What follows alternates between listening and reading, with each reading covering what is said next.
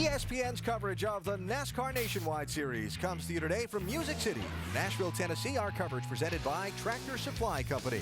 43 drivers go 300 miles on this high-speed mile-and-a-third track. Tennessee for the second straight week for the NASCAR Nationwide Series. A Saturday ago, we were in Bristol, Tennessee, very eastern part of the state at the very high-banked half mile. 275 miles down I-81 and I-40 sits the Nashville Superspeedway, though it's worlds apart in terms of the type of competition we're going to see. It's high-speed racing here this afternoon. Dr. Jerry Punch and Dale Jarrett have the weekend off. Let's go upstairs and say hello to Marty Reed, who's with Rusty Wallace and Andy Petrie. Marty?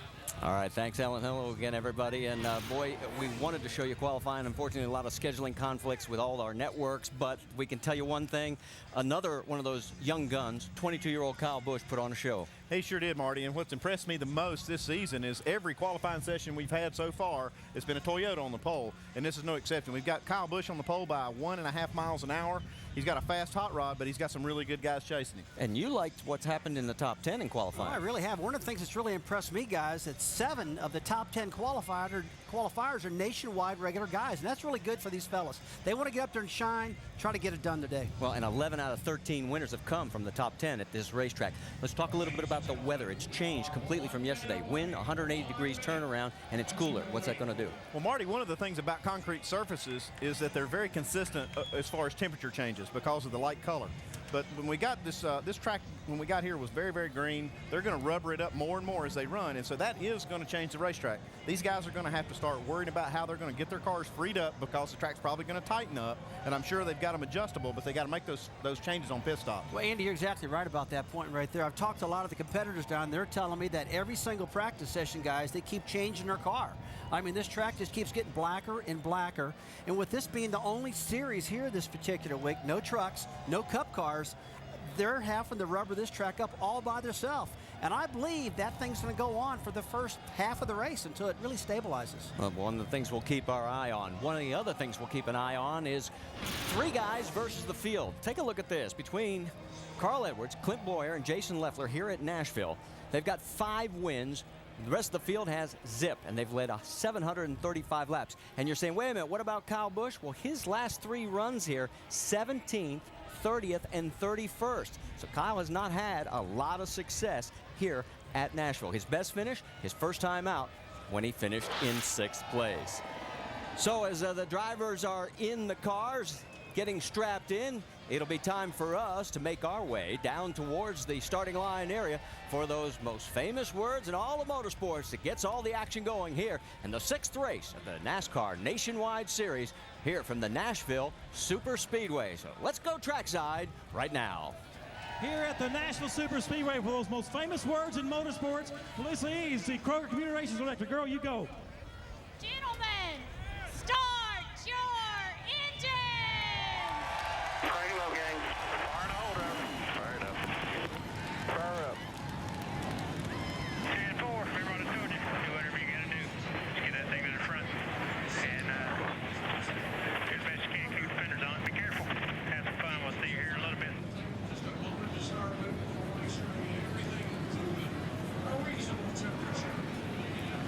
So the engines have come to life on our 43 starters here at Nashville Superspeedway. And of course, all eyes from the beginning will be on Carl Edwards. After all, he's going for 4 in a row. No one's ever done it here at Nashville. Can he do it today? First.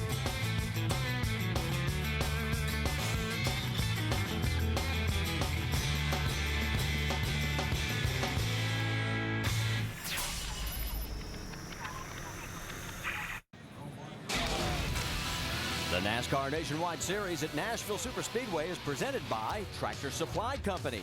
The stuff you need out here. And in part by Principal Financial Group. We'll give you an edge.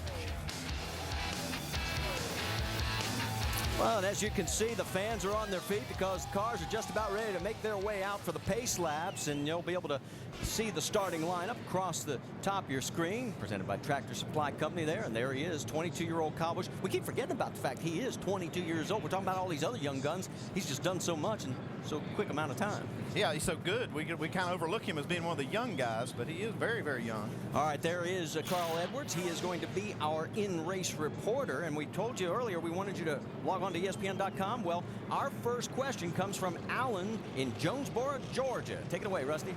Hey, Carl, Rusty Wallace, ESPN, you got us? We're clear, Rusty.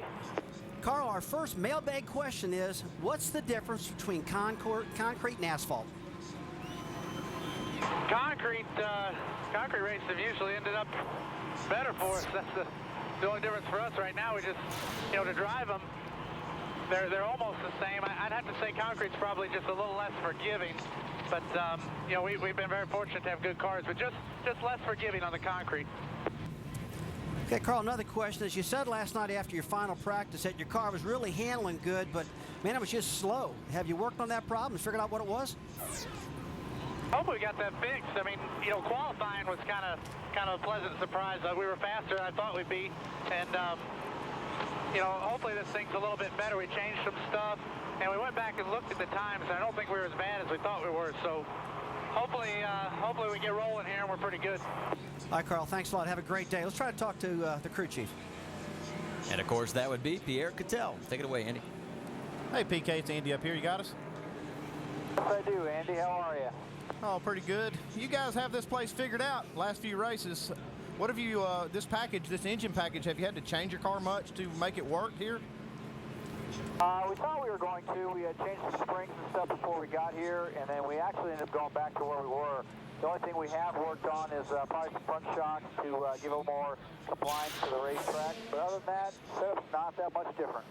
I know you're hoping for the same result, but what about, one question I've got, PK, is the tires. Are they going to be able to go a full gas stop here right off the bat? I think we'll make it this first one. We've had a lot of practice yesterday, qualifying, and now we've got, we'll have this full race run. I think we'll be all right on tires today. Okay, PK, you and Carl have a good race. Thanks, Andy. Take care. And obviously, you know that Carl has one of our 8 onboard cameras, and we'll be able to give you a view from all the others. Sterling Marlin has taken over the #1 ride. Mike Wallace, Kyle Busch, Brad Coleman, Jason Leffler, Carl Edwards, as we mentioned, Stephen Wallace, and Brad Keselowski all have an onboard ride for you today here at Nashville Superspeedway. You know, the madness of basketball season here in the month of March, we sort of thought we'd play off of that theme. Let's bring in our 4 pit reporters, and Jamie Little is up first. Well, Marty, it certainly is all about March Madness, but today in Nashville, no basketball is required, just a race car. A lot of drivers to watch for, and with that, I came up with a few potential Cinderella stories. Kelly Byers, he's in the 47. He qualified 5th today, the best effort this season. Brian Clausen, he's in the 40 today. He kicked off the season at Daytona with a 6th place finish, but some bad luck has plagued him, and he hopes to turn that around today. But my pick for the ultimate Cinderella story, Cale Gale. He's in that 33 car. You know, Kevin Harvick, his boss man, has been in it all season, and they are now leading the owner points, and he has the most experience at this track, so I'm going to place him as the 16th seed today. So for more on other seeds, let's go to Vince Welch. Well, Jamie, if you follow the tournament at all, you know the 12 seed's always good for an upset or two, and that's why I'm looking at 3 drivers that, although they may be considered underdogs, I think they can rise up and make some noise today. Brad Keselowski in the 88 car, driving for Dale Jr. Back-to-back top 10 finishes, including a 4th last week at Bristol. Stephen Light in the 21 for Richard Childress. He won a race last year in this series, and he is very fast in practice and also a strong qualifying run. And Bobby Hamilton Jr. in the 25 car. This is his home track, and he always has this race circled on the calendar. And these guys might be flying under the radar a bit, but they're definitely capable of putting their name on the trophy. Shannon? Well, Vince, you talk about guys flying under the radar. In every tournament, you have the mid-major teams. Those are guys just looking to break through, get that win, and move on to the next level. In that seed in today's race will be Jason Leffler and Mike Bliss. They're both currently in the top 10 in the point standings and completely capable of winning today's race. In fact, Jason Leffler broke through the Nashville bubble back in 2004, winning his first nationwide race here. Both of those drivers have a win on their mind, and when they're in the race, you can never count them out of the dance. Over to Mike Massaro. Well, Shannon, to cut down the nets, or in this case, capture the checkers, Cinderella has to go through some pretty tough top seeds. Carl Edwards, he's won 3 consecutive races here in Nashville. How about Clint Bowyer? In 7 races here, he's never finished outside the top 5. And what's going to slow down Kyle Busch? He set a torrid pace in qualifying. He's on the pole driving a car that has dominated 2008, a car that has led more than half the laps in this season's campaign. Now, each of these drivers have a very effective fast break, and to beat them will be anything but a slam dunk. Marty? All right, guys, great job down there. And Brad Daugherty's in hog heaven because that's all that basketball talk. And his Carolina Tar Heels killed him yesterday. All right, they're coming out of turn 4. 43 of the best of the NASCAR Nationwide Series as we get ready for the start of the 6th race on the 2008 campaign. Here we are from Nashville Super Speedway. And as they come to the flag, we are getting ready to go. Green flag, green flag, green flag. Inside. Cover, keep your lights on.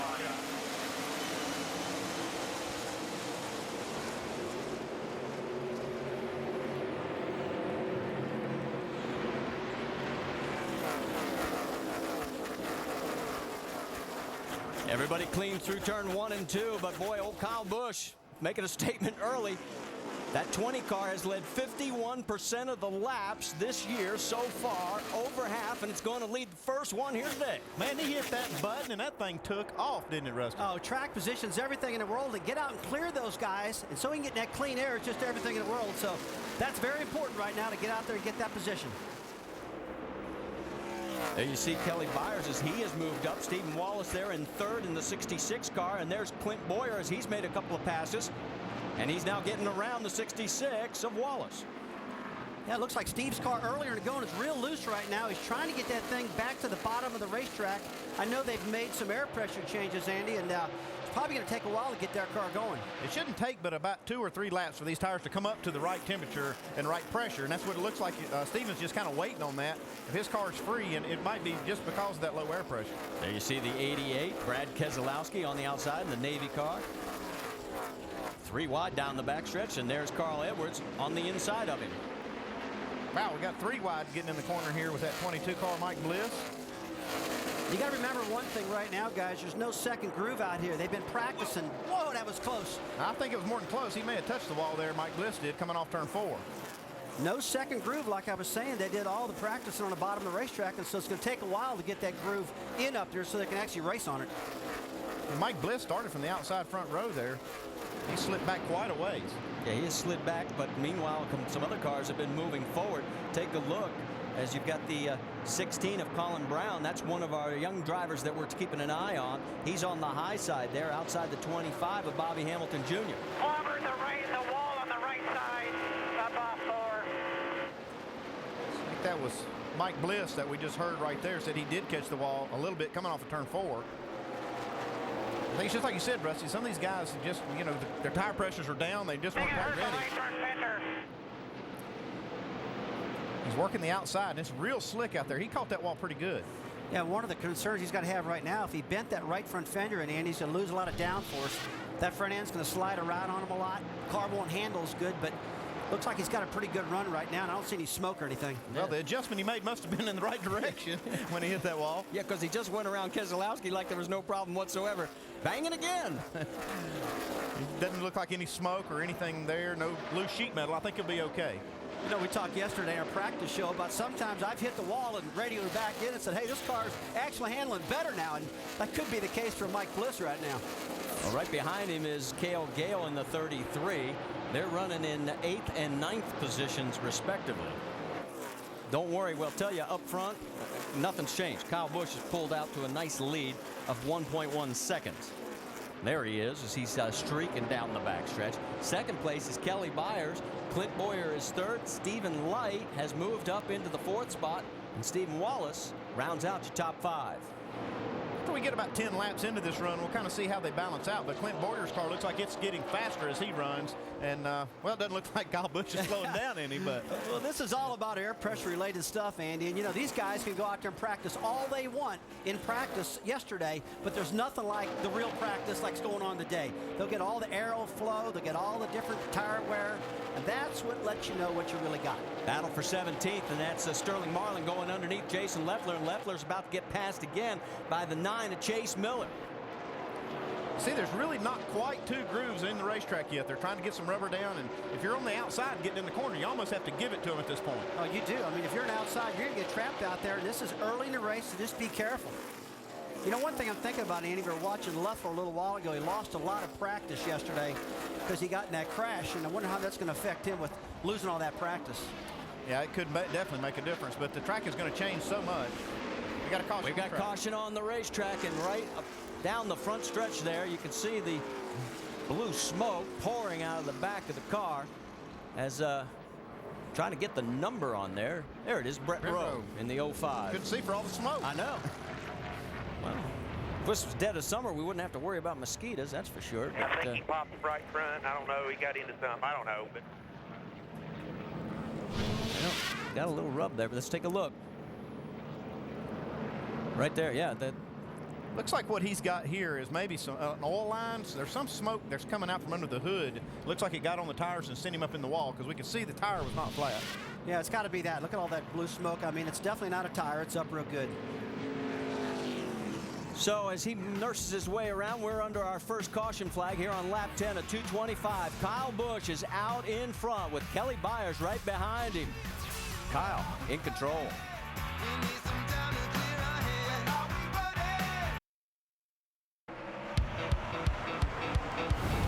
Nashville's always been a cool place to go. It's a little smaller than a 1.5 mile racetrack. When you race on a concrete racetrack, the line between a ton of grip and sliding the car, that area gets real narrow. It's fast, but it's kind of short track, you know. The thin straightaway is really fast, but the corners are kind of tight. Like it's a finesse track, it's a driver's track, it's fun.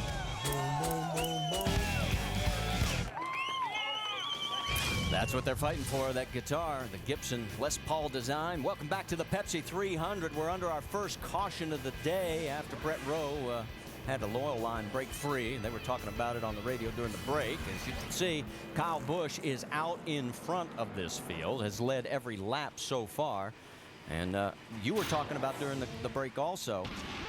As we take a look at Kyle's troubles, watch him on this restart. Yeah, that's what I watched the start of the race, and that thing just, when he hit that button, I mean, it really took off, and that's a sign of just a good motor. I mean, he's got a little more power than these guys do, so I'm going to be watching on this restart. Yeah, but I kind of thought that early in the race, you're supposed to have a little bit of patience. Take it nice and easy. It looks like this guy doesn't have that in his vocabulary at all. Well, guys, we've been told by NASCAR that they are going to have a little more to clean up because there's a lot of oil. So we're going to step aside and get this one out of the way. Don't go too far, though, because we'll be back to green flag racing here at the Nashville Super Speedway. Gentlemen, start your engines! Back here at the Nashville Super Speedway, we're under our first caution. A lot of oil to be cleaned up thanks to Brett Rowe, who ended up popping an oil line. Let's take you back and show you what happened and listen in on the radio. He described it a little bit later. Hey, the motor blowed? The motor did not blow, but it blew a line off or something, because the tire does not feel down now, but when we was in the middle of the corner, it just shot straight for the wall. And that's all the oil they're trying to clean up because he stayed on the track until just about there. For more on all this, let's go to Tim Brewer in the Chevy Cutaway car. Thanks, Marty. What we got, folks, we got all these pressure lines on the engine. We've got the oil filter sitting out here. All these are pressure lines. So I'm saying that's where the thing actually came from, because you got all these lines beneath the motor. They're actually suction line. They're basically pulling through, but I'd say it's a pressure line. And as far as the cleanup on the racetrack, this back here, this is the oil tank. This thing holds 4.5 gallons of oil, and that's the reason it takes NASCAR quite a few minutes to pick up all that oil on the racetrack with a speed drive. Marty?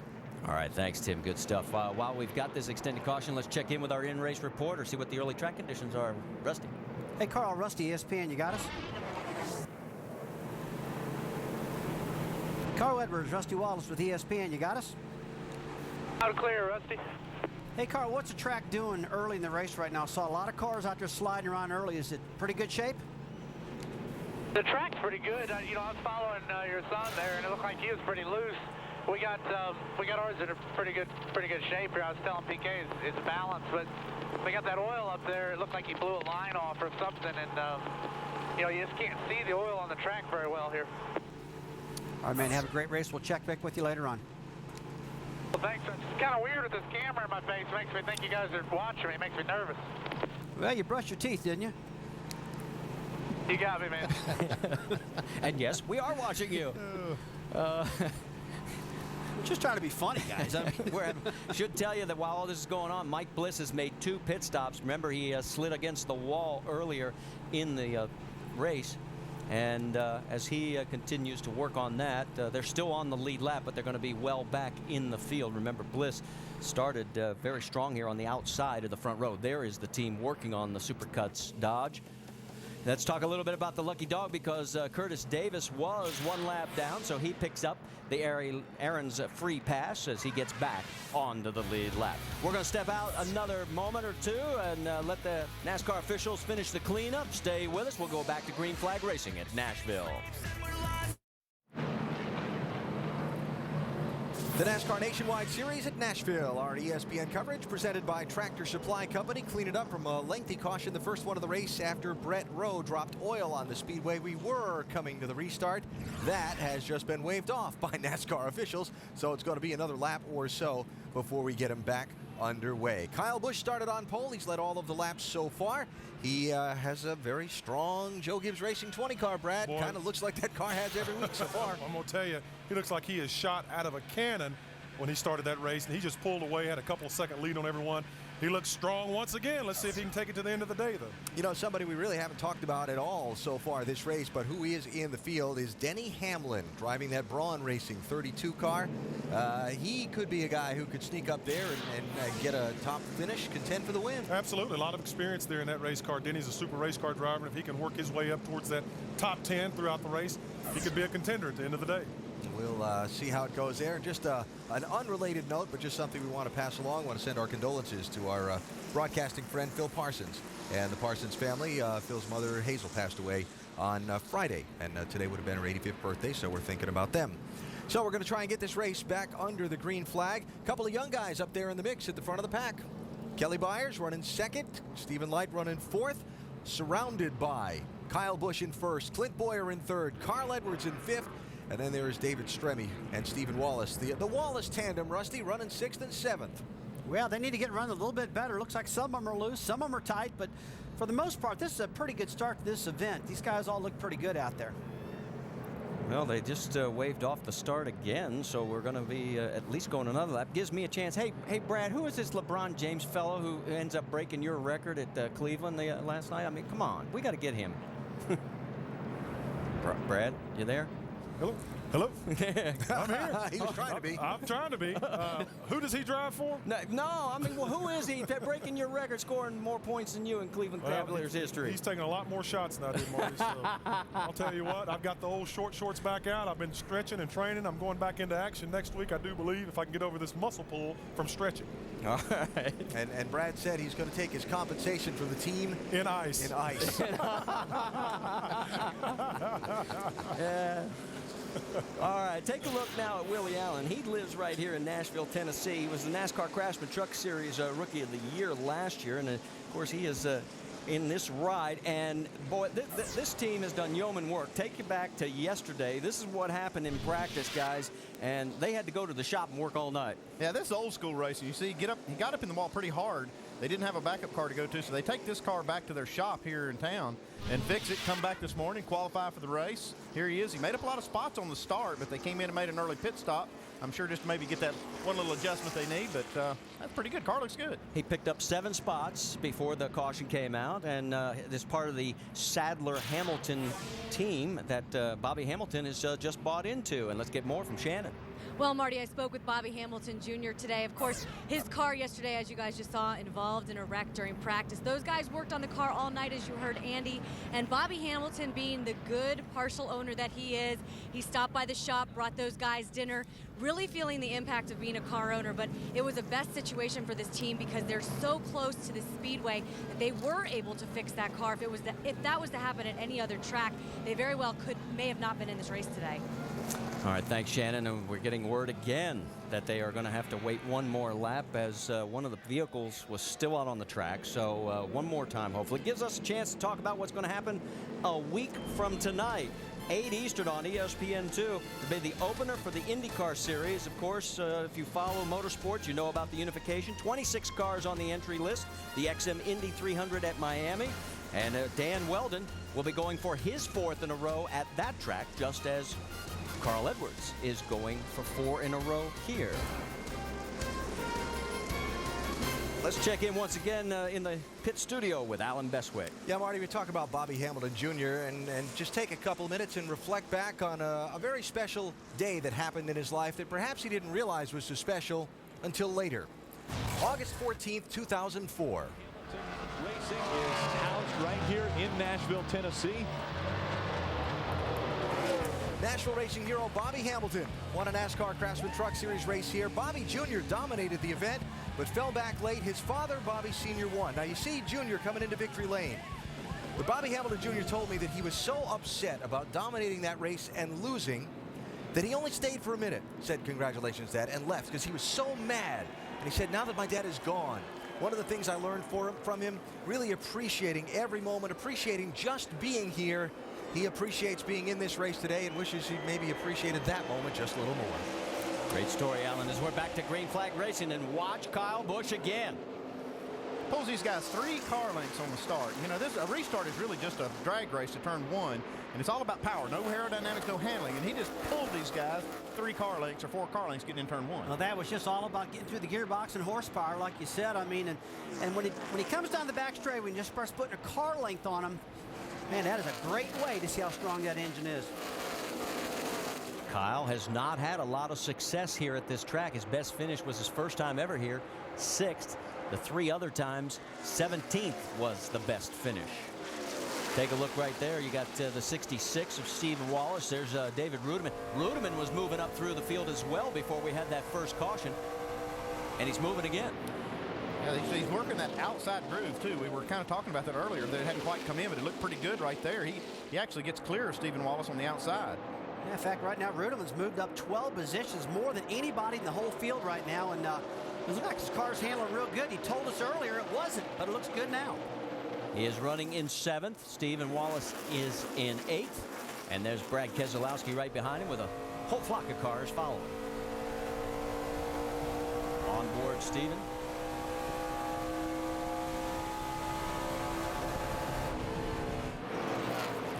A lot of these young guys are really gung-ho, Rusty, you know, and that's what you kind of worry about that because they don't have a lot of experience and they see this as being a huge opportunity, and it will be tempting to try to overdrive the car. And you hit the nail on the head there, Andy. It's all about opportunity today. For a fellow who hasn't won, who likes this racetrack, like many of these drivers out here, they just don't want to let this slip away. They want to capture this day and try to win and get it done. Here we go. Going to go 3 wide. There's Scott Wimmer in the 29 going underneath Cale Gale. Now he's got Keselowski in his sights. There's Bobby Hamilton Jr. in the 25.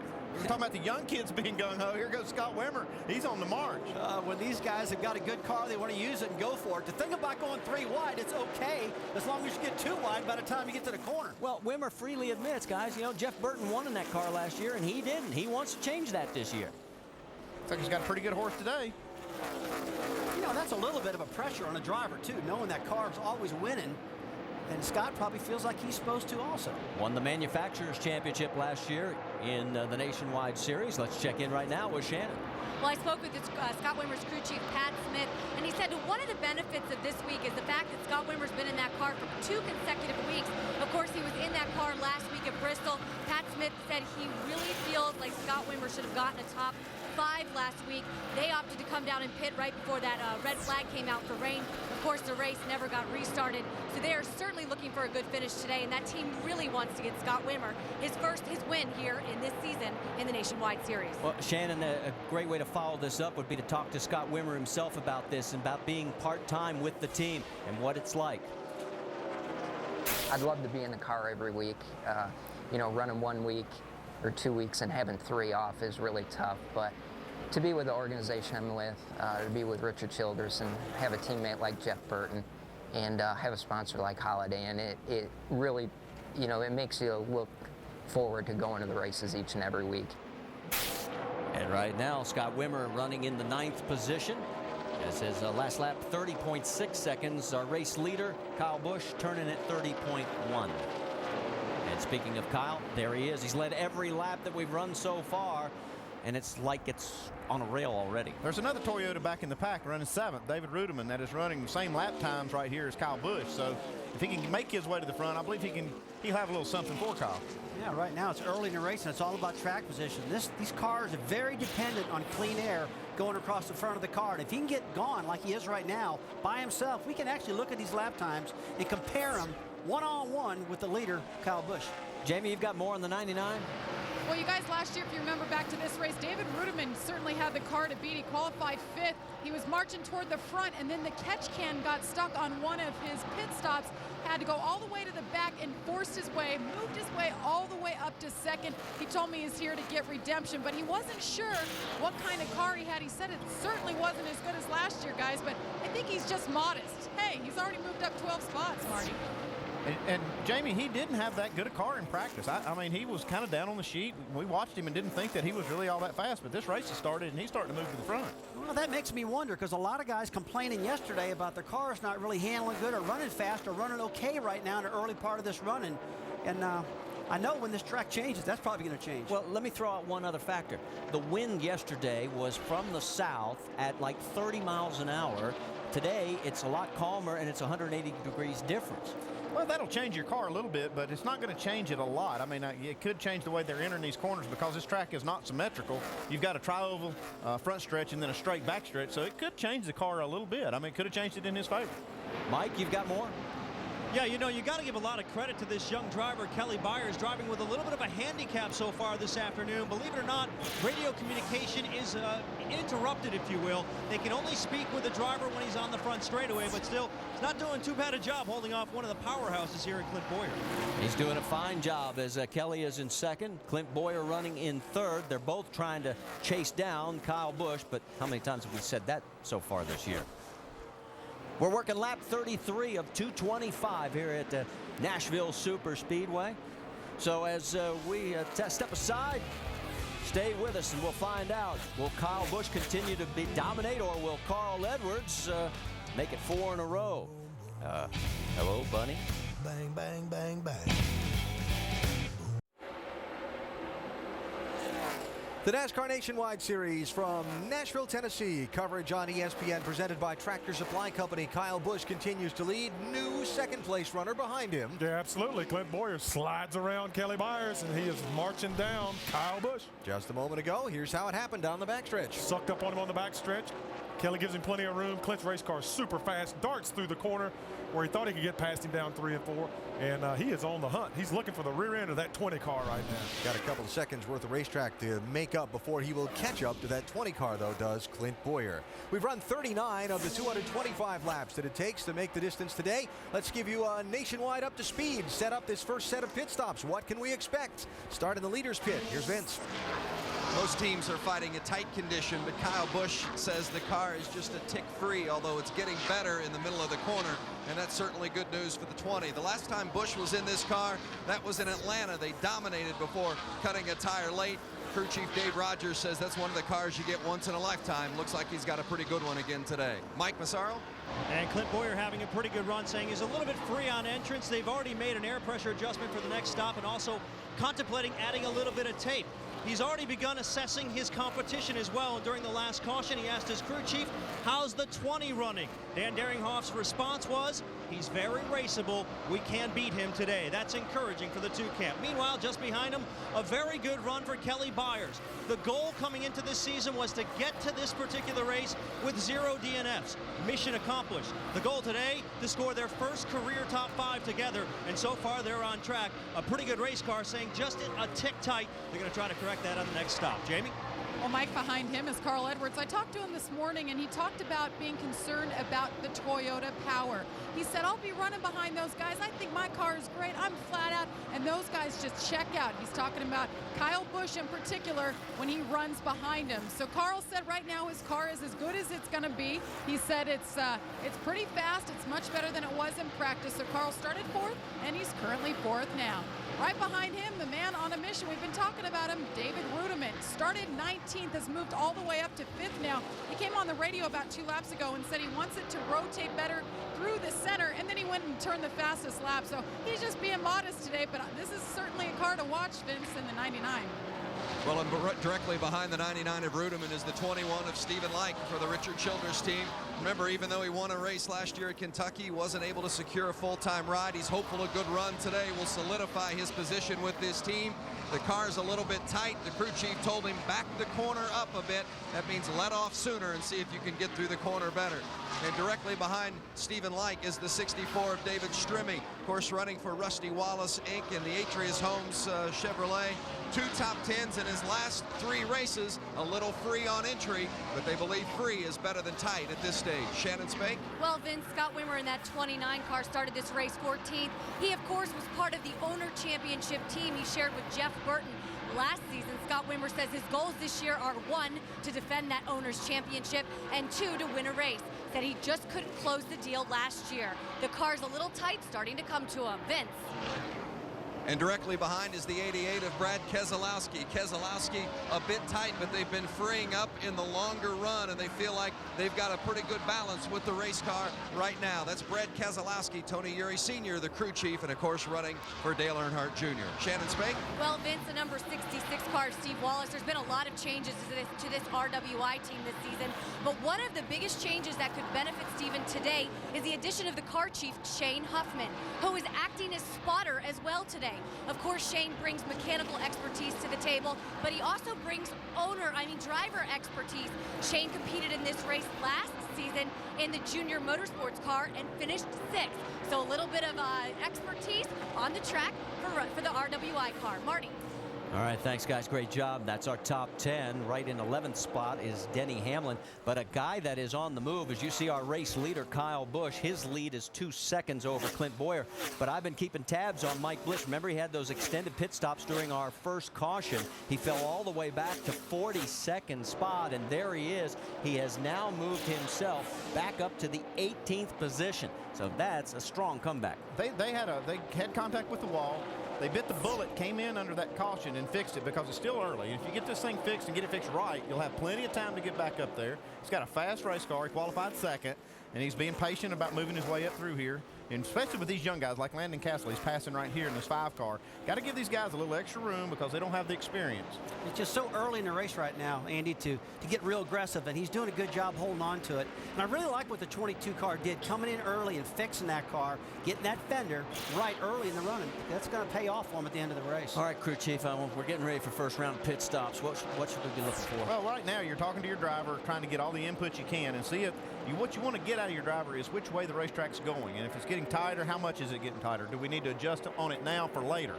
How much will you extend the window because of all the caution laps we ran? Well, you can extend your fuel window. You can get about, I really call it 2 for 1. If you run 1 or 2 caution laps, you can get 1 green flag lap. So it's going to extend it out.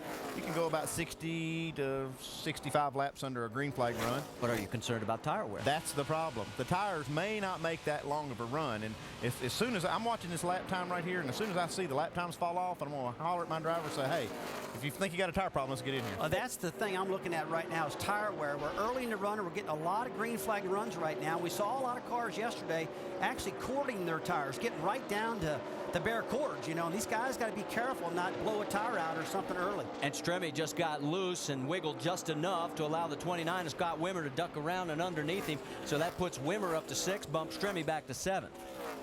Well, this is a point in the race right now where you can't get too aggressive. Like I said, the harder you drive this car, the more you can wear the tires. And, we're looking at about 6-8 laps before these guys are supposed to be hitting pit road. And if I was them, if I got a loose car, I just hold on, be patient a little bit right now. All right, this is a battle for 13th place. Sterling Marlin wants it and takes it away from Stephen Wallace. How about Sterling Marlin, hometown boy, driving up through the field?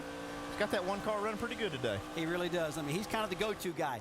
Anytime you have a problem, Sterling's kind of doing this part-time right now, guys. And so if you need a hand, stick him in. He can get it done.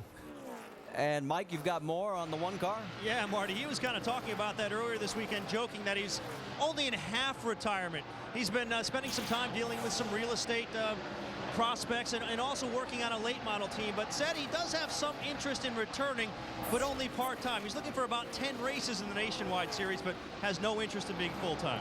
And of course, if you missed the countdown or haven't been on the websites or seen the newspaper, he replaced Johnny Sauter earlier this week in that #1 Miccosukee Resorts ride, and right now doing a fine job. Coming up on Kenny Wallace in a 28. That's another change that happened during the week as well, guys. Yeah, Kenny doesn't look like he's running really well in that car right now, but this is the first time he's been in it. And I believe they're going to probably overhaul that team and try to get it better motor, stuff like that. He's 34th right now, 1 lap down. So, yeah, you're right. They're struggling a bit. Well, they just had 1 week to really get ready for this. And Kenny just, I guess they made the announcement this week. You don't have a lot of time to kind of get acclimated. You just get in the seat and go and then kind of figure out where you're at, then start working on it. You know, last week he finished 11th at Bristol with a pretty good car. Then all of a sudden the team shuts down because of funding problems, and he finds himself in a different car this week. And you know, a lot of times when a team shuts down, you don't find a car, but he found it pretty quick. So as we move a little forward, Brad, you've got a question about the #1 car? Yeah, and this is for Andy. I was talking to Sterling yesterday, and he says, Brad, he says, I just cannot drive this car with these bump stops in them. He said, it just doesn't fit my style. I just cannot stand driving this race car with these bump stops. Why is that? Why is a great race car driver like this, why would he struggle with that car? Well, Brad, he's driven most of his career without running on. They're actually coil binding these Nationwide Series cars, which is a bump stop. It uses a spring to stop the suspension, and it's very harsh. These cars go down and bang on those springs. It makes a lot of downforce and makes the cars go faster, but it does make them harder to drive. It makes them actually ride really rough. So I understand why he doesn't like it, but if he's going to be successful and run fast, he's going to have to really get to where he can do it. And I know you got to figure it out. You got to figure out this coil binding stuff and these bump stops. But Andy, why in the world do we even have to have that in this sport? You know, it's got to this point, and all the drivers are always complaining about it. Well, once you learn something, Rusty, you can't unlearn it. Once these guys learn that getting the front ends of these cars down makes them go faster, they're going to figure out a way to do it. Whether it's with bump stops, coil binding springs, shocks, they're going to figure out how to do it. Take a look right now. There's Carl Edwards. He's got his mirrors full. The 29 of Scott Wimmer. And Jamie, you got more on the 60 car? That's right, Carl Edwards. Just a couple laps ago, David Rudeman made the pass on him for 4th, so Carl currently in 5th, and he came on the radio just a few moments ago and talked to his crew chief, Pierre Cattell. The car's not bad. I mean, on average, the balance throughout the whole run is okay. Just need a little bit of grip, buddy. Just gets a little tight in as we go. It's not bad.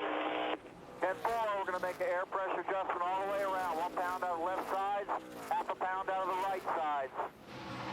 So a lot of changes in order to get more grip on that race car, and I was told by the team they're planning on coming in around lap 60. Marty? Oh, we're working lap 59 of 225, so the pit window is now open. The question is, who's going to blink first?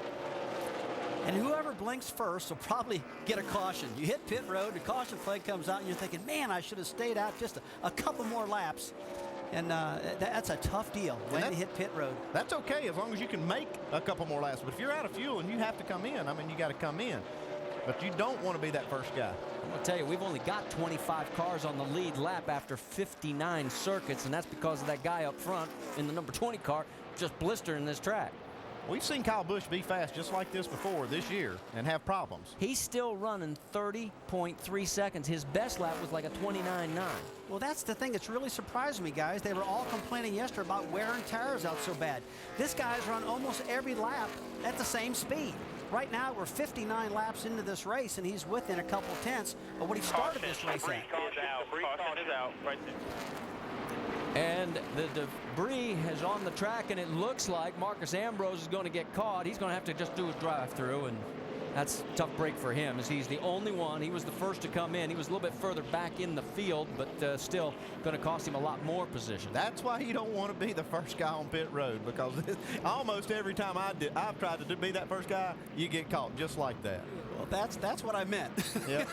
I mean, it's scary to do that. And when you're on pit road first, you're like, oh, man, I'm all by myself. I don't really think I'm supposed to be here right now. Something just feels funny. So our second caution of the day comes out here at Nashville Superspeedway. And, of course, everybody will be coming. So it means our pit reporters are about to get extremely busy down pit lane. They won't be the only one busy. You see these boys up on the wall, they're going to be busy. Oh, these guys have had a long run right now. They know what their cars are doing. They can make their air pressure adjustments, wedge, all that type of stuff. This is going to be a big caution flag right here to get the cars back right.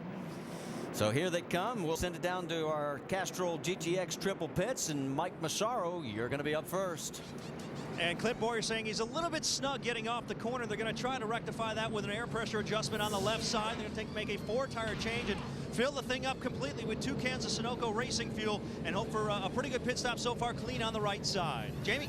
Well, David Rudiman started 19th, worked up to 4th. I'd say he doesn't need a whole lot of changes. Just wants it to rotate a little bit better through the center. They're going to make a slight air pressure adjustment and 4 tires. Shannon? Well, Jamie, Scott Wimmer's happy with the car, says it's just a little tight. They're going to take 4 tires, make a track bar adjustment, and fuel. Vince? Kyle Busch says the car is just starting to tighten up a bit. They took a half round of wedge out of the left rear. Otherwise, the car has been great, according to crew chief Dave Rogers. And take a look at the race off pit road. Clint Bowyer picks up the race lead ahead of Kyle Busch. Scott Wimmer is 3rd. We'll take a quick break. We'll be back for the restart here at Nashville Superspeedway. Back at Nashville, wrapping up the second caution. Our coverage today presented by Tractor Supply Company. Clint Bowyer, the leader, off the pit stops. And as a result of that second yellow flag, Marcus Ambrose is the Aaron's Lucky Dog free pass winner. He's the first driver a lap down. Remember, he got caught on pit road at the caution flag. He gets back on the lead lap. He's in 25th place. Difference between Clint Bowyer and Kyle Busch getting off pit road first. Watch the right rear tire change. Looks like he just hits one lug twice. 1, 2, 3, 4, 5, 6. Shows you how competitive this sport is. That can cost you, a quarter of a second, and that's the difference between coming out first or second. Unbelievable.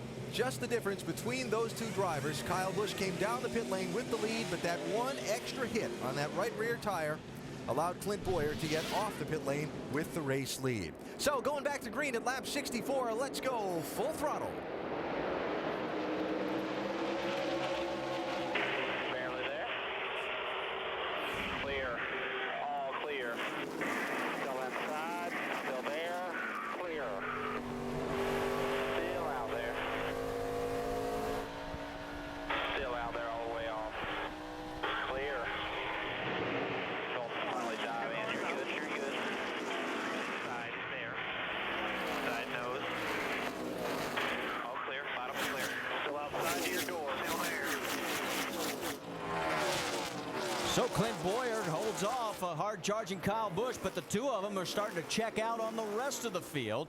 Bowyer now sliding up and opening the door. Can Kyle go underneath? Here we go. Wow, did you see that 20 car turn that steering wheel and turn right underneath Clint Bowyer? We watched him do that in practice yesterday. He off a turn 2, he could keep that car right dead on the bottom of the track, and that's where he was beating everybody. And he is back into the race lead. It only took him a lap and about a quarter. And Clint didn't give it to him either. Clint was racing him hard for that spot, and Kyle just drove right under him. Okay, if you're Clint, Rusty, what are you thinking right now? Well, right now, I mean, he slid up in that first corner, and Kyle got underneath him. He's probably thinking to settle down, let this tire pressure come up, and then he can really evaluate how his car's doing, because this is the first time the whole race we've seen these two this close. Mike Massaro, what's going on in the 2 camp? Well, as you might imagine, Marty, everybody really scouring over the tires right now. And on the 2 car, the tires look real good. But there was one real interested participant, and that was Gil Martin. Of course, Gil Martin, the crew chief for Bowyer on the Sprint Cup side of things. He told me earlier this weekend he was here just as a spectator, but I have difficulty believing that, considering this is one of the very few off weekends for the Sprint Cup Series. Yesterday during practice, he had a very long conversation with Clint Bowyer as he leaned in the window of the car. After that conversation, Clint shot right up the speed chart, so it seems like Gil Martin is adding to the competition for this team today. Let's go to Vince. As far as the tire situation on the 20 car is concerned, crew chief Dave Rogers inspected them thoroughly after that pit stop of Kyle Busch. Immediately got on the radio and told Busch the tires could not have been any better. They were wearing perfectly. Certainly good news for the 20 team. Yeah, and bad news for everybody else. I started to say, that's bad for everybody. Well, I tell you, that's really good news to run on this green racetrack early in the run, and nobody's having any tire problems. That makes all of us up here in the booth feel good. I don't want to see any cautions or blown out tires because of just wearing them out. How about Clint Bowyer now? He's pushing him. He's got his car dialed in a little bit better, pushing Kyle Busch. You know, there's times during the first part of the race, guys, that we saw Clint Bowyer actually running down Kyle Busch a little bit.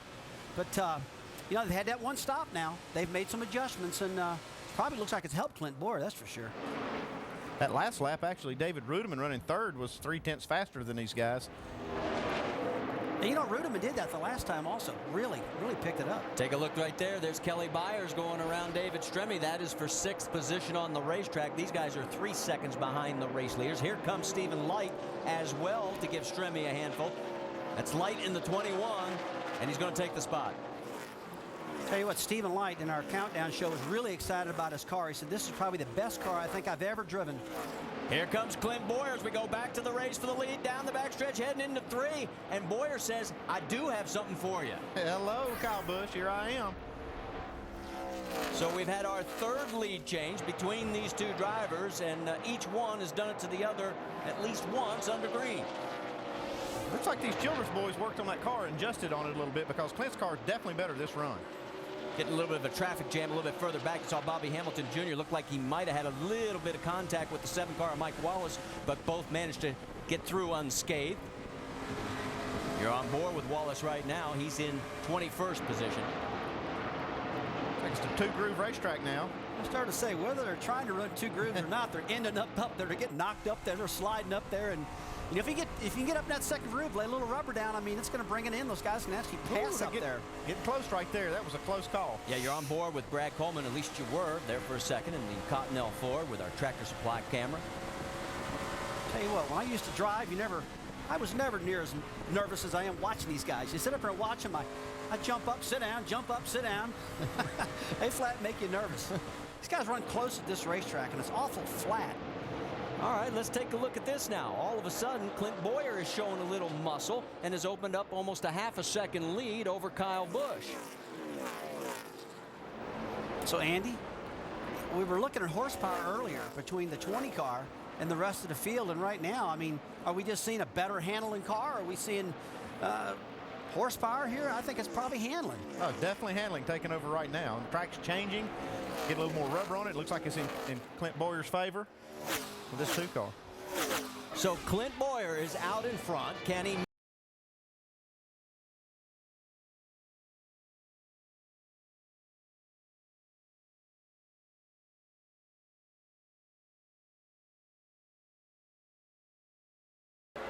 Clint Bowyer out in front of today's race at Nashville Superspeedway. Our ESPN Live coverage presented by Tractor Supply Company. Bowyer leading Kyle Busch by about a half a second. He took the lead just a little bit ago. A look at our Holiday Inn Express race summary. Some of the facts and figures on the day. You got Bowyer and Kyle Busch, the 2 drivers who have been out in front. Busch basically dominated the opening chunk of the race. Then he and Clint swapped the lead back and forth after a restart recently. And now it is Bowyer moving away from Kyle Busch. On the lead lap at the moment, 25 of the 43 starters. 3rd place changed hands just a minute ago. Scott Wimmer in the 29 Holiday Inn Express car just moved up and took it away from David Rudiman. Here's how. He really did. David Rudiman's got a good run going. You see Scott drive right in on the inside. Gets a little bit of air off of him and just slides right past him. Both those cars are pretty equal, though. And the top 5 cars are all running very, very close. The Rudiman problems in this segment of the race, nothing like what he had a little bit ago. Jamie? Yeah, it was quite interesting. It's been pretty smooth sailing until he tried to come in for his last pit stop, and he came on the radio and told his team this. I fell off about 10 laps before I pitted because the freaking seat belt, my right side belt, shoulder strap come unhooked. I was trying to get it back in. Well, lucky enough for David Rudiman, he was under caution when that happened, so he had a chance to click his belt. Now, for you at home that don't realize, these aren't like your seat belts in your street car. They're actually a 5-point harness. And for more on that, let's check in with our own Tim Brewer at the ESPN Dish Tech Center. Thanks, Jamie. Been racing a long time. I'd never heard of a seatbelt actually coming off because, folks, what you actually do, you have to put this clevis over here and actually put the lever down there, and it locks it in. The only thing I'm thinking, if the guy got in a hurry when he got in a race car, maybe in a rage, he forgot to hook this belt up. That's the only thing that I'm thinking. But with the impact seat belts, they're pretty much foolproof here, and you do have restraints as far as putting this Velcro over there so your hand can't come up there and release that thing. So I don't know what happened with that thing, but Marty, maybe you guys want to talk about it a little bit more. Rusty? Tell you what, the only thing I can think of, I don't think he has a latch-style seatbelt maybe. That's the only thing I can think of, Tim, that maybe he's got the seatbelt system that you actually plug in and it clicks in and locks in. And Andy, evidently the right side must have not been locked in fully and it popped out on him. I know one thing. You don't want to run one lap without a seatbelt on. Oh, not at this racetrack. That's for sure. Not No any track. racetrack, man. That'd be terrible. Take a look. That is Jason Leffler going around David Stremme, and that is a position change. Move Leffler up to 10th.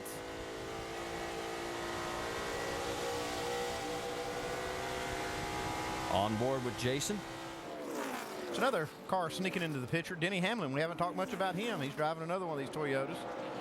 That's a battle for 6th on the racetrack. That's Carl Edwards and the 21 of Stephen Light. Take a look at Brad Keselowski. He is running in 8th, and right out of this picture in 9th, believe it or not, is Mike Bliss. There he is. He was 42nd at one point. He's back into the top 10. That was a great move by Paul Wolf, the crew chief, on this car to bring him down pit road early. That first caution we had there with less than 20 laps into the race and fixing this thing and getting it right because he has a fast car. And with patience, and he is a patient race car driver. He's fast and patient. Let's get more from Shannon Spake. Well, Marty, Mike Bliss and his crew chief knew exactly what you guys were talking, that under that caution, that would be the best time for them to come down. They actually came down pit road twice during that first caution, fixed that right side fender. They also made some adjustments to the car. Now, on the last pit stop on lap 61, they took rubber out of the left rear. Obviously, you can see that car is adjusted well because Mike Bliss, making his way through the field, has worked his way all the way back up.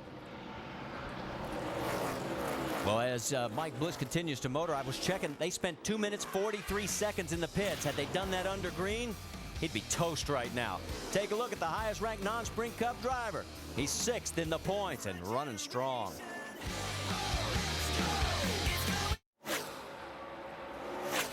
The NASCAR Nationwide Series running today at the Nashville Superspeedway on this Saturday of Easter weekend. Our coverage presented by Tractor Supply Company. Been a two-man show at the front of the pack so far. Kyle Busch leading the early stages of the race. Clint Bowyer taking the lead on a set of pit stops at lap 61.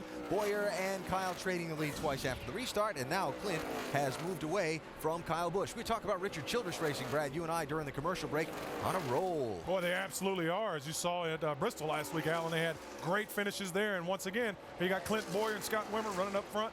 I'm really impressed as well, though, with Kelly Byers. He has maintained that 5th place position, the place where he started this race, and that's looked awful strong. And we are about 30 laps away from the next set of pit stops if we stay under the green flag and don't have any incidents on the racetrack. So Bowyer and Busch leading these top 2 spots. Now, during our NASCAR Countdown show, we talked about cars you're familiar with drivers you might not be familiar with in today's race. Let's look at a few of those driver-car combinations and how the youngsters are faring today. Drop back to about 14th place and find Cale Gale running the Kevin Harvick 33. Vince, you got some updates for us on Cale? Yeah, Wally Rogers, in fact, just been on the radio with Cale, encouraging him as he moves through the corners, telling him he's starting to find his rhythm through the corners and hitting his spots just right. Cale Gale told me he's feeling a little bit of pressure this weekend to run well since Kevin Harvick has done so well in this car. 3 top 5s and the points lead for Harvick in the 33 car. Alan? All right, Vince, just a couple of spots behind him on the racetrack. Colin Brown. Yes, I know the way it's spelled. He pronounces it Brown. Running that Roush Fenway 16, Jamie, doing a fine job.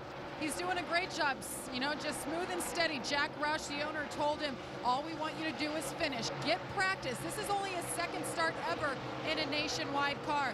And he was actually the fastest qualifying rookie today. He started 9th.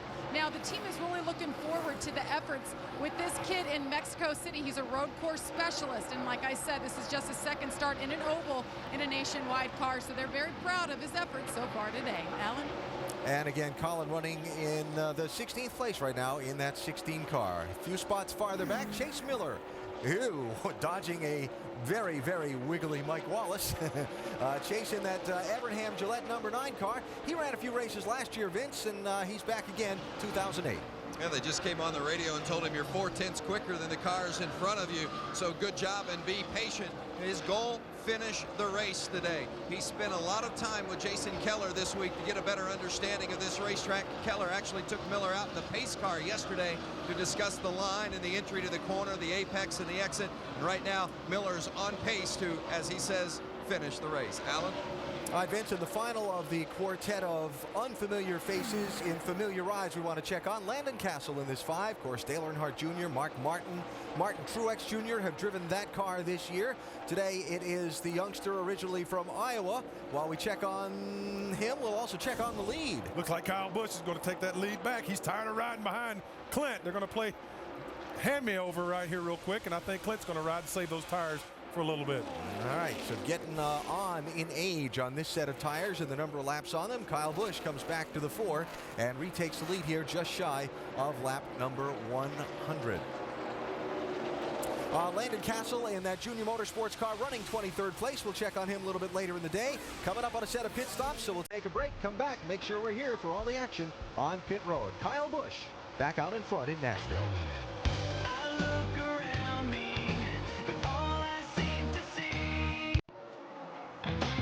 Elmer Fudd doing the play-by-play here. Where's that West Coy Webbett? He's a Jack Webbett. That's where he is. That's pretty good, Marty. I like that. We're having a lot of fun on Easter weekend. Hope you are too. Hey, don't lay down on the job. Come on. All right, let's get back to the racing action because we've had a good one so far. A lot of action throughout this field here at Nashville Superspeedway. Kyle Busch has retaken the lead. We've had 4 lead changes between he and Clint Bowyer. Scott Wimmer is running 3rd. David Rudiman in 4th. And Kelly Byers rounds out your top 5. As you see the number 20 with Kyle Busch motoring along. He is about a second ahead now of Clint Bowyer. Rounding out the top 10, it is Carl Edwards. Denny Hamlin has moved up to 7th. Brad Keselowski is 8th. Stephen Light is 9th. And Mike Bliss rounds out your top 10. We're about 15 laps away from green flag pit stops again, if we can make it that far without a caution. Andy, I tell you what, Kyle Busch has just flat put that thing in a different gear. He just ran a 30.40, and Clint Bowyer's 30.65, and they got clean tracks. He's over 2.5 tenths faster than Bowyer right now, and it's just Well, I'm just going to go ahead and flying. say it. I think he's actually playing with these guys a little bit. I swear. I keep watching these lap times, and you see he'll run comparable lap times to these guys, and every now and then you'll see that he'll pop a lap about 3 tenths faster than everybody. Yeah, but remember, this guy doesn't have any patience. You think he's got enough patience to just play with him? Well, I mean, don't it know. looks like he's just checking out right now. Well, you saw Jason Leffler go around Mike Bliss. That was for position. So Leffler moves into 10th, bump Bliss back to 11th, and that is Stephen Light right in front of Leffler in the 38 car. The 21 belongs to Light, and he's under pressure. Remember the talk about at the beginning of the broadcast, it has been Leffler and a guy by the name of Edwards that have done very well here at Nashville, as well as Clint Bowyer with 7 top 5 finishes. And he is looking underneath, trying to get under Stephen Light here, take another spot, and he does. Tell you what, he's got that 22 car, Mike Bliss, hanging right there too. And look at Bliss. His car just hooks the bottom and drives right under Jason Leffler. So these 3 are playing leapfrog. All right, now I got a feeling if the 22 car of Bliss can get in front of him and get in that clean air, he'll just drive off because he's locked to the bottom of the track. He can't let the car drift up any at all. And look at it, he gets loose down there. See, that's what happens when you get pinned to the bottom of the track. And you see it'll cost him 2 spots. He's actually faster than these guys. You just can't seem to clear him. And his car looks like it's very neutral, Andy, just right on the edge. Let's get more on the 38 from Shannon Spake. Yeah, well, Jason Leffler this season is working with Stuart Cooper, his crew chief, for the first year this year. That, of course, right there is his former crew chief, Todd Losey, but Stuart Cooper right behind him on the pit box, working with him for the first time this year. Stuart Cooper is not his first job as a crew chief, but he is still very much a student of the job. He goes back and he watches races every single week, watches past races in order to get up to speed, learn how to work this track, look at race strategy, pit strategy. He told me, in fact, that he went back all the way back to 2004 and watched all of the races here at this track just for this race weekend. All right, thanks, Dan. There you get an idea of Leffler as now he is trying to get around some slower traffic. That's the 37 of Baker, and no, that got a little dicey.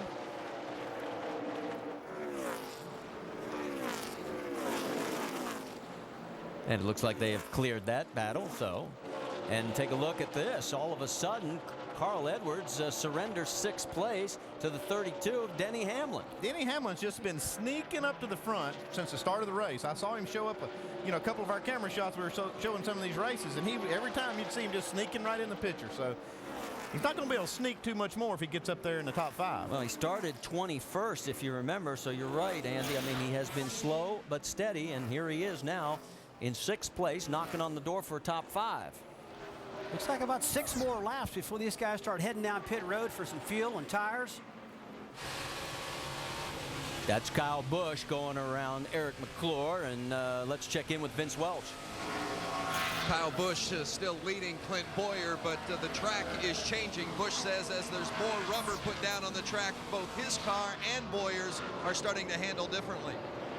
I was a little bit too loose to go at the beginning. He was loose going fast, and then his tightened up, and it's too tight. Mine is a little bit tight now, but it's freer than his. So I just need something that's going to be able to keep up with him at the beginning of the run. And I guess somehow tail off, the end of the run a little bit. You hear it's not an exact science, but they're going to make an air pressure adjustment, and they hope that makes the car a little better for the 20 team and Kyle Busch. I love it. He's talking about problems, and he's still running 30.5 seconds in traffic. Oh, it's unbelievable. He just ran like a 30-20 2 laps ago, so he is just, this car doesn't slow down a bit from the beginning of the run to the end of the run. One thing he did do is confirm what we said at the beginning of the show, that the track was going to get tighter when they got rubber on it. It has done that, and now you see his car's still good, but some of these other guys are struggling with that. And if they can get their cars adjusted, they'll be back up there. And you can see he is putting Colin Brown 1 lap down. That means we only have 19 cars on the lead lap, and his next victim is Stephen Wallace. Now take a look at when we get to the halfway point of races this year, and Kyle's record. 2nd at Daytona, finished 2nd. 13th, 2nd, but then Las Vegas, Atlanta, and of course the disaster at Bristol. All these are problems. That car was super fast every single time that he had these problems. So, if he can finish the race, he's going to be 1st or 2nd. Rusty, as we talk about Kyle Busch, you hear everyone say it. He is so fast. Is that because he is just so talented? Why is it when he gets into this car or his Cup car, he is always fast? That's the common denominator in this guy when you're talking about it. Brad, this guy is just naturally talented. He's a heck of a race car driver. He's done it in the trucks, the Cup Series, now the Nationwide Series. You just got to hand it to him. He's really well-rounded, and he's got good feedback, too, to his team guys. Brad, there's one thing, basketball players, there were some of those guys that could actually shoot better and dribble better than others. There's guys that can drive race cars better than others. Yeah. And just something else to think about that most people overlook with Kyle Busch, guys. He graduated high school early in order to go racing, and he graduated with honors. So not just doubling up on his school workload to get through and go concentrate on racing, but he did it at an exceptional level. The guy is bright. He understands a lot of the science and the math that goes into these race cars. He can't not only just drive a race car fast, he's pretty bright too. A lot of drivers have a problem driving and thinking at the same time, though, Alan. I'll let you deal with that with the guy standing next to you. Yeah, I moved over a little bit when I said that. Yeah, he's in my lap. That's telling you the truth. Hey, we've only got 18 cars on the lead lap now. Stephen Wallace was just put a lap down, and the next victim will be David Reagan in the number 6, unless we get a caution here pretty soon, because, boy, he is just eating up this concrete and laying it down. All right, we're getting awfully close to pit stops. What do you do now? Because you got to find some kind of answer for this. Well, that's the thing. If I'm the crew chief for these other guys, we got to find something that we can do to get our car where it'll handle like this car. And we heard what Kyle said about Clint's car. He needs to free it up. They need to make a change, and I'm not sure that they don't really need to get pretty serious with it and make it a lot freer, because this track's going to continue to get tighter. And we've got our first pit stop here in the 2nd round. That is David Rudiman as he pulls off the track. He was in 6th position. Let's send it to Jamie. David Rudiman pulls in. He said the front tires were chattering a bit and his car's getting tight, which seems to be the overall consensus today. He's going to take 4 tires. They're going to go up on that track bar a little bit to loosen them up. See how good they do here on this stop. I think his safety belts are working all right for him. The hearts are pumping these green flag stops. It's all the team can do. He's down and away, guys. 15.8, Marty. All right, thanks, Jamie. And while all that was going on, here comes the 32 now as Denny Hamlin pulls into pit lane. Jamie, you're up again. And Denny Hamlin, you guys said he was sneaking up. I don't think he can sneak anywhere in that bright yellow number 32, but this is the first time he's working with crew chief Trent Owens. Last pit stop, they dropped a lug nut. It cost him some spots, but he regained himself. He ran in the top 10, so they're doing 4 tires, and he said he's just a little bit tight. Let's go to Shannon. Well, Jamie, Jason Leffler won this race in 2004, finished in the top 5 twice last season. Right now, he's saying that the car is loose. They're going to make air pressure adjustment in all 4 tires and make a track bar adjustment, of course, 4 tires and fuel. And meanwhile, Kyle Busch continues to circle the 1.3-mile concrete oval here at Nashville Superspeedway. Here comes Sterling Marlin. Mike? And Sterling Marlin coming in. He hits his marks perfectly as they go to work on the right side now. The car just a little bit tight. They're going to make a 4-tire change, a slight air pressure adjustment, and 2 cans of racing fuel for Sterling Marlin as they go to work now on the left side of that race car. And that's Jason McDowell with our crew cam. He sang the anthem at 2004 at Peach State Speedway, so maybe he should be doing our singing instead of the 3 of us up here. You're doing a little dancing down there on pit road with that jack. Whoa, just about caught that cone. And you better get it down to 45 miles an hour because here comes our race leader. 4,000. And we also got another car in with Clint Boyer, Mike Massaro. And Clint Boyer having a very strong day. Very slight complaints. Nothing major, saying it's a little bit tight off. They're going to make a 4-tire change and also go to work on the chassis a little bit, making an adjustment on the track bar. 4 tires and fuel for the 2 car. With the 20 car of Kyle Busch, he is in. They're going to take on the 4 tires and the fuel, and they're also going to put in that wedge that they took out on the very first stop. The car is very good, just a very minor adjustment. Kyle Busch, they did remind him, watch your speed on pit lane. The 21 car is in as well, and that is Stephen Light. Light's been complaining that it's loose in, but it is turning a little bit better in the corners. Shannon Spake. Well, Scott Wimmer making his 3rd start of the season in that 29 car, saying that the car is loose, you guys. They're going to make some track bar adjustment, give him 4 tires and fuel. He, of course, is in that 29 car, the championship owner from last season, looking to defend that championship this season. He's down and away. Vince. The 64 car is driven by David Strimmy. That was supposed to be piloted by Chase Austin, but because Strimmy has had such a good run in recent weeks, they kept Strimmy in that race car. He's been running it near the top 10 all day long, says it's a little free. We've got an incident. And it is the 22 of Mike Bliss. Right at the entrance to pit lane. Doesn't look like anybody had any contact. That scrape on the side of the car, that's from earlier in the race when Bliss brushed the wall in turn 4. Let's check in on Carl Edwards. Jamie? Carl Edwards said he just needs a wedge adjustment. The car is actually pretty good. It's coming to him. Carl staying in the top 4. He's down and away with 4 fresh ones. Marty? All right, this pit cycle continues. Right now, Brad Keselowski showing the leader, and he is also coming into pit lane now. And there is Mike Bliss. Let's go to Brad Keselowski's pit stop, Vince. Brad Keselowski is going to take one round on the track bar. They've been battling this car back and forth today. Keselowski says that he's sliding the nose in and he's loose off in the corner. They just haven't been able to find that key balance yet today. Shannon? Well, Bobby Hamilton Jr., the car's been free all day, so they're going to go to work on that car. He started this race 17th, guys. This is his 10th start here in Nashville. His best finish was 2nd back in 2002. All right, so Bobby pulls out. The time a little slower than some of the others that we have seen, but it looks like we've almost finished the cycle. And right now, Kyle Busch has put himself back into the lead as the pit stops have cycled through. Clint Boyer is 2nd. And it looks like we're being told that one of the cars may have missed the cones. See, these guys really struggling to get down pit road. 4,000 at the line. That's a violation, a pit lane violation. He'll have to make a pass-through penalty. There's a couple of other cars that are actually going to have to make a pass-through penalty.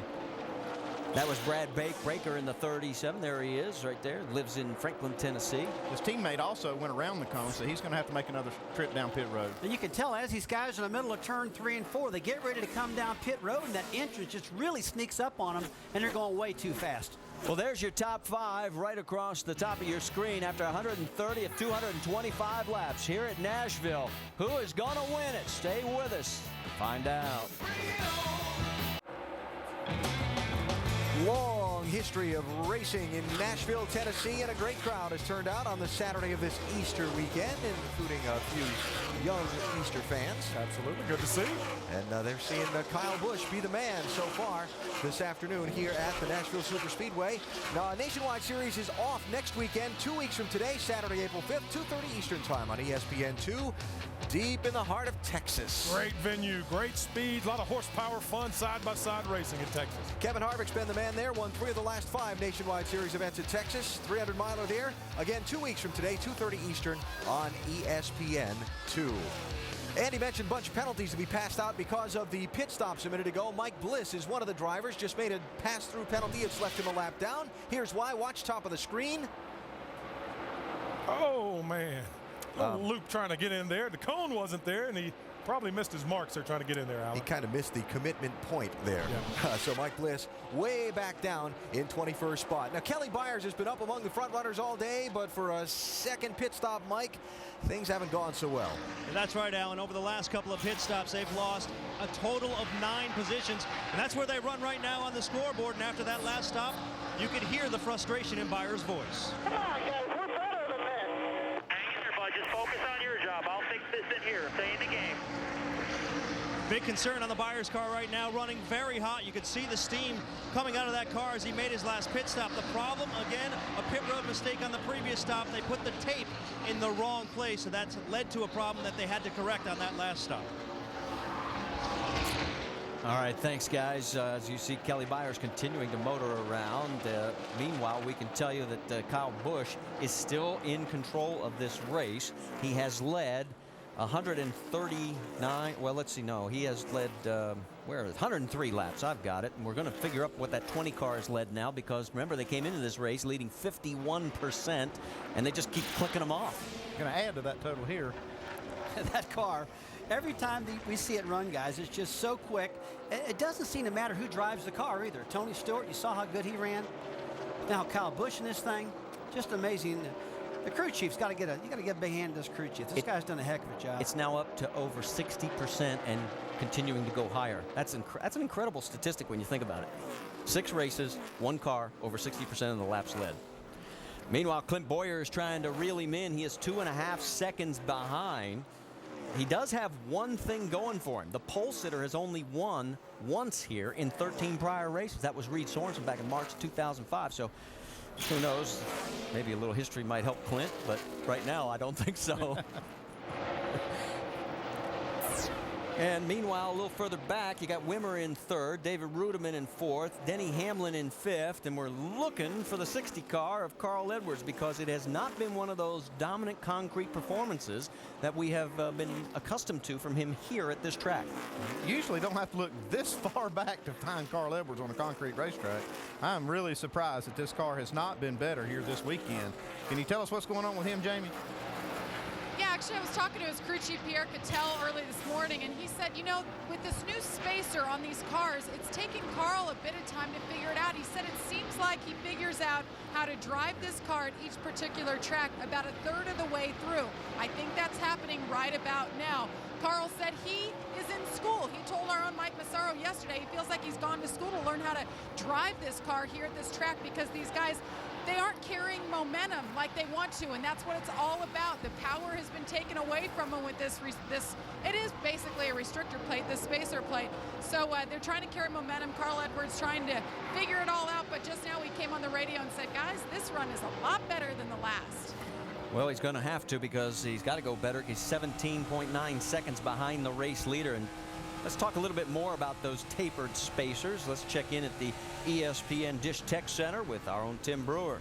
Thanks, Marty. Folks, what we're going to talk about here, this is a spacer that we normally run that's a wide open area. But back at the first of the year, after we got through with Daytona, they came up with this innovation right here. What it is, it's literally a tapered spacer. It's not a restrictor plate, but what it did, it knocked 80 horsepower out of the motor at the rear wheels. So what that's going to do is change the characteristics of spring shock absorbers, the way the guys drive down into the corner. When they go after that gas, they hadn't got the throttle response. So anytime they take a significant amount of horsepower out of the motor, 80 horsepower, you got to go back and research any aspect of the car, because it's going to drive different. Rusty? Tell you what, what they're trying to do is just save some money for these owners. They're trying to get us so they can run these engines twice. They're taking horsepower out of the engine. They think if they take some power out, these guys, instead of rebuild them every single week, they can maybe get 2 and maybe 3 races out of these engines. That's the thinking, and they're always trying to do things to help the car owners to save money, make the competition better, or make it safer. And this is one of those that hopefully was going to do 2 things: make it safer. I mean, well, actually could make it safer, but enhance the competition and lower the cost. It's yet to be seen whether these guys will run these engines 2 races. I doubt you'll see that in these top-tier teams, but some of the other teams may be able to do that. And if they can, then mission accomplished. The top-tier teams you're talking about, a lot of the guys actually lease their engines from different people like Richard Childress Racing or Robert Yates, Jack Roush, those guys. And you know what? They really don't care if they run 2 or 3 races. They got one price for the whole year, and hey, they're going to want a fresh engine every race. Well, you see Carl going around Landon Castle. Castle, the youngster, 18 years old. He's a lap down in 19th position, keeping his nose clean. Take a look. There's your top 5 with 77 laps to go. Everybody is chasing that man right there, Kyle Busch, as he is out in front by 2.6 seconds. How about Denny Hamlin? Remember, he started 21st in this race. He has moved up to 5th. Right ahead of him is David Ruderman, another man who has picked up a ton of positions. Scott Wimmer and Clint Boyer in the chase. Bang, bang, bang, bang. Boom, boom, boom, boom. The Pepsi 300 at the Nashville Speedway. Our live coverage of the NASCAR Nationwide Series on ESPN. Today's coverage presented by Tractor Supply Company. 71 laps to go. It's all Kyle Busch right now, out in front of Clint Boyer by about 2.9 seconds. Scott Wimmer, David Ruderman, Denny Hamlin are the rest of the top 5 with one more pit stop to go in this race. Let's check on some of these top 5 runners now, see what the thinking is in their pits. And we'll start in the leader's stall with Vince. Well, there hasn't been much to complain about for Kyle Busch and the 20 team today, although Busch says the car is just a little bit tight in the center and a little bit loose off, and we've got a caution on the racetrack. Well, we've got a debris, I believe, out in turn number 3 is what they're calling right now, and so we will go under our 3rd caution today with 70 laps to go. And guess what? I think that's just outside the window. It is just on the edge. This is going to get interesting right here because, yeah, there's some brake duct hose. That's got wire reinforcement in it, and that's probably why NASCAR threw the caution, just to get that off the racetrack. But this is going to be a real tight fuel window for a lot of these cars. It's a big break for the 21 car, Stephen Light. He was on the access road to come into the pit area when that caution came out, and he pulled out around where the cone would be if somebody hadn't knocked it down earlier, the commitment cone. So he stays on the lead, or actually doesn't lose another lap. The hose, that could be blowed around and got blown out of the way, but NASCAR, they can't tell if that's metal or what that is out there, so it's pretty smart bringing a caution out. The Aaron's Lucky Dog will go to David Stremme as he will get his lap back. And that will bring us back to, I believe, 12 cars on the lead lap. I guess the one question mark I would have is whether or not Stephen Light gets credited to be back on that lead lap, or if they're going to. Well, they're showing Stephen Light right now actually ahead of David Stremme. Yeah, they've got Stephen in 11th, David in 12th, but yet they're telling us it was Stremme that gets the lucky dog. We'll get that sorted out. Let's go down and set up our first of 3 pit stops. Mike Massaro. And Clint Boyer on his way to his pit stall. Radio comment recently just described the car as pretty good. A little bit loose. They won't make any major adjustment. Just 4 sticker tires and fuel for Boyer. Well, Mike, Denny Hamlin just pulled in. The team just figured out that Denny Hamlin cannot communicate with them. They asked him to wave his hand out the window if he could hear them. So he's hearing them. They can't hear Denny Hamlin. They're going to hand him a backup radio through the window and see if that'll help the communication, guys. It's 4 tires and a track bar adjustment for Danny. Well, Scott Wimmer done with his pit stop right now. The car is just really loose. They're going to do an air pressure adjustment, guys, and add some Sunoco fuel to that. Well, what we figured out was the 21 was not yet lapped, so he got his lap back, and he's now making his pit stop. So Light will stay on the lead lap. David Stremme is the lucky dog, and there you see the race off pit road, and now you're all caught up, and I got to catch my breath. Don't forget, a week from tonight, the IndyCar Series kicks off. 8 o'clock Eastern on ESPN2. Of course, Helio Castroneves won Dancing with the Stars, and everybody saw Danica Patrick and the SI swimsuit issue. Now you get to see them in their daytime jobs, although it'll be under the lights at Homestead Miami Speedway, 8 Eastern on ESPN2 next Saturday night. 26 cars. I'm looking forward to doing that race. Man, that's more cars than that series never had in a long time. Long time. Sure. We're getting ready to go back to Green Flag Racing. And as we do, it is Kyle Busch, Clint Bowyer, Scott Wimmer, Carl Edwards, David Rudiman. That is your top 5. We have 12 cars total on the lead lap, and there goes Kyle again. Boy, he has been great on the restarts. Well, he's been great all day. Yeah, I haven't seen anywhere he hasn't been great today. This is the only place in the time in the race we've seen Clint Bowyer able to do something with him, is these early parts of the run. When we made that, had that last caution and made that first run, he was able to pass Kyle Busch. We go back to green with 65 laps to go. That's really the outside stretch of the window, so it's going to be interesting to see now how this race unfolds if we go green the whole way. He actually pitted with more like 70 laps to go, so it's 68 laps to go. That's going to be really stretching on that fuel. Well, if Kyle Busch is actually playing with everybody up there, Andy, taking backing up a little bit, slowing down, park throttling it. I mean, he can get good gas mileage if he does that. Yeah, that's right. He's going to have to do that to make it to the very end. I think all these guys are nervous right now, and they're all relying on one more stop to feel comfortable. There's Carl Edwards, as he is currently shown in 5th. That's David Rudiman in front of him in the 99 in 4th. Carl, of course, looking for 4 in a row here at Nashville.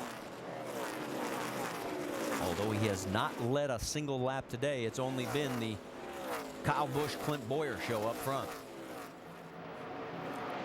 See, early in the run here, Bowyer can get right to his tail, and I believe it's those cool tires, fresh tires in both these cars, and Bowyer looks like he's got a little bit better car under these conditions. Oh, underneath, and Kyle spins. Kyle Busch is in trouble across the infield grass. Keeps his foot in the throttle as best he can. He's coming back out on the track. Here we go. He's got some damage on the left front. Stay right there. And this is what this Kyle Busch just keeps having problems like this, dominating these races, and something goes wrong. It looks like when Clint got underneath him, he just got real loose. See, he's got some damage on that left front fender, rubbing the left front tire. Four tires. He's got to get that fixed, or it is going to cut that tire down. Well, he's calling for 4 tires, which means he's going to be coming in. So he got a little loose right there, and Bowyer didn't have anything to do with that one. Oh, he just skimmed by. Clint did. Clint's got some damage from that, too. It knocked the right rear quarter panel in and maybe even rubbed that tire. Yeah, it's a wonder that Clint's tire is still up right now. Let's ride with Kyle. Oh, I don't know if I want to. It's a rough ride through the infield. Here we go again, guys. He's going to have to make a green flag stop. He has led 125 laps today, and this is becoming an all too familiar story. Well, the problem he's got right now, he's just got a lot of aerodynamic damage. This car's probably going to push the front end real bad when they do pull the fenders out. 60 laps to go. 4,000. He's got to go all the way down pit lane. He's at the very first pit at pit out. So he'll basically go a lap down before he gets stopped in his stall. And these guys have to do some quick work to just keep it down to losing just 1 lap. Yeah, there goes Clint Bowyer by right now. He is 1 lap down. I believe I'd have gone to the left side and just tried to fix the damage. The right side tires were okay. Vince? Well, they are changing all 4 tires, obviously, as Kyle was asking for. There is damage to the left front. They're going to take the hammer to that. Dave Rogers, the crew chief, said they were going to be 6 laps short on fuel, so they were able to put in the fuel here. And now Kyle stalls it and finally gets it away. Mike Massaro. And there could also be some concern in the 2 camp. Clint Bowyer thinks he might have got a piece of that. He's concerned that the right front tire may be going down. He wants his spotter to look very closely at that tire to see if he sees anything out of the ordinary. Other tire concerns for the 2, under caution. He thought he ran over a bottle. Shannon? Well, Mike, definitely not good for Kyle Busch and Clint Bowyer, but that guy behind him, Scott Wimmer, now is able to capitalize. He's been running in the top 3, trying to get those guys all race long.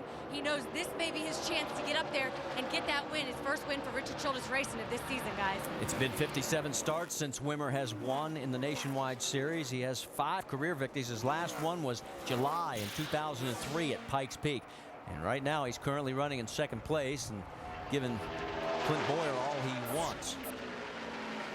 Well, we can pretty well tell that I don't think on the crash with Kyle Busch that he got any right front damage, Andy. It looks like he skimmed the right rear corner, so I think that's the big problem right now. Maybe the right rear on Clint's car, but not the right front.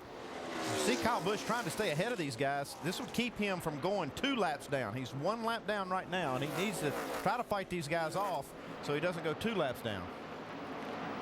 The interesting part right now is how's that car going to handle now with that left front fender all tore up like it is on Kyle Busch's car. But that car was so fast that the little bit he's going to lose from the downforce might stabilize him with the rest of the competitors. You never know.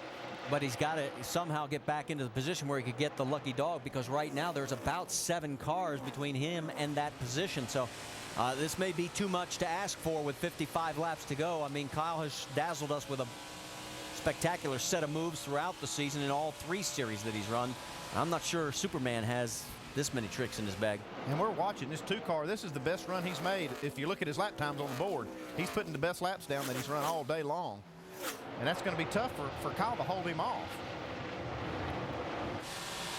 Well, that last time by for Kyle Busch, it was a 30-45 compared to Clint Bowyer's 30-30. So Clint's outrunning him. He just got to get around him right now.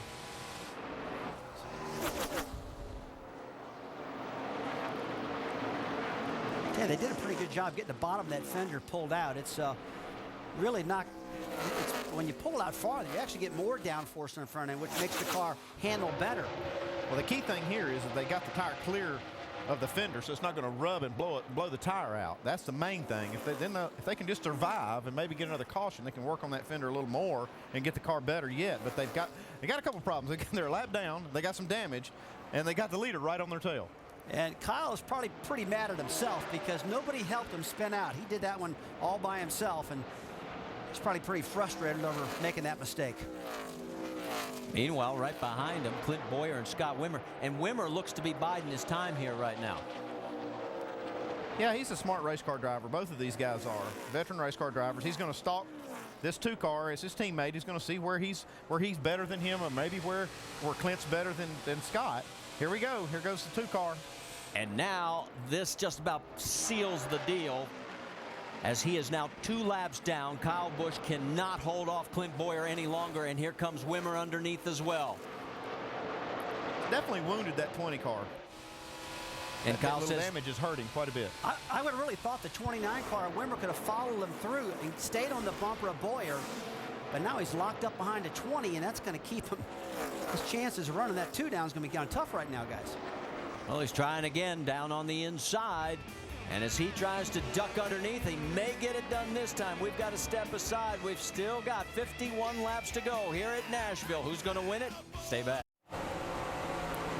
The NASCAR Nationwide Series from Nashville. Coverage presented by Tractor Supply Company. 46 laps to go here on ESPN. Clint Bowyer leading Scott Wimmer, but they've got a car between them. The car now 2 laps down of Kyle Busch has gotten in between those 2. Wimmer not able to get around and stay in contact with Bowyer, and now Wimmer beginning to feel some pressure from 3rd place runner David Rudiman. So, does everybody have enough fuel to go to the finish? And what about some of these guys like Brad Keselowski, the Nationwide Series only guys with their chance to shine today? Let's take you for a quick tour down through pit lane and catch up on some stories here with 45 to go, starting with Keselowski and Vince. Well, Alan, Brad Keselowski is running in 5th place in the 88 Navy machine for Dale Earnhardt Jr. Good balance on the exit, but it's still tight on the entry to the center. They've been fighting that all day. And in regards to fuel, if it stays green, they're going to be 1 lap short. Mike Massaro? It has been a challenging day, to say the least, for Kelly Byers and the 47 team. It began with radio problems.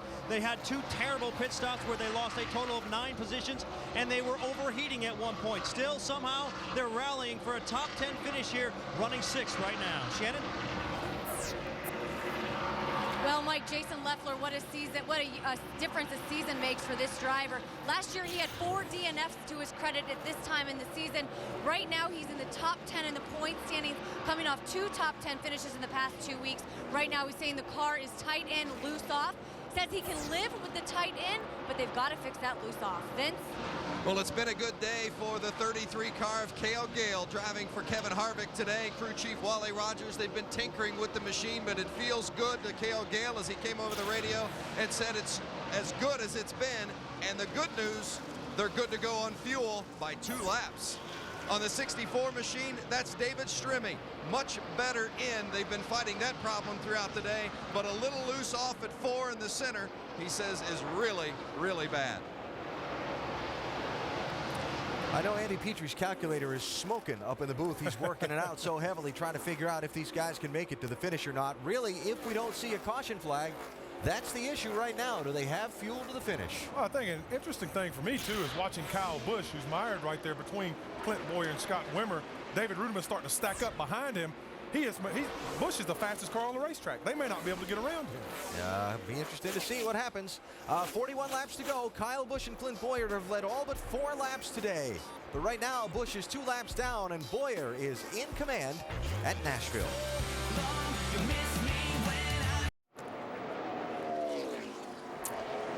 Welcome back to the Pepsi 300, and you can see the battle continues. Scott Wimmer trying to get around the lap vehicle of Kyle Busch, and he can't seem to get the job done.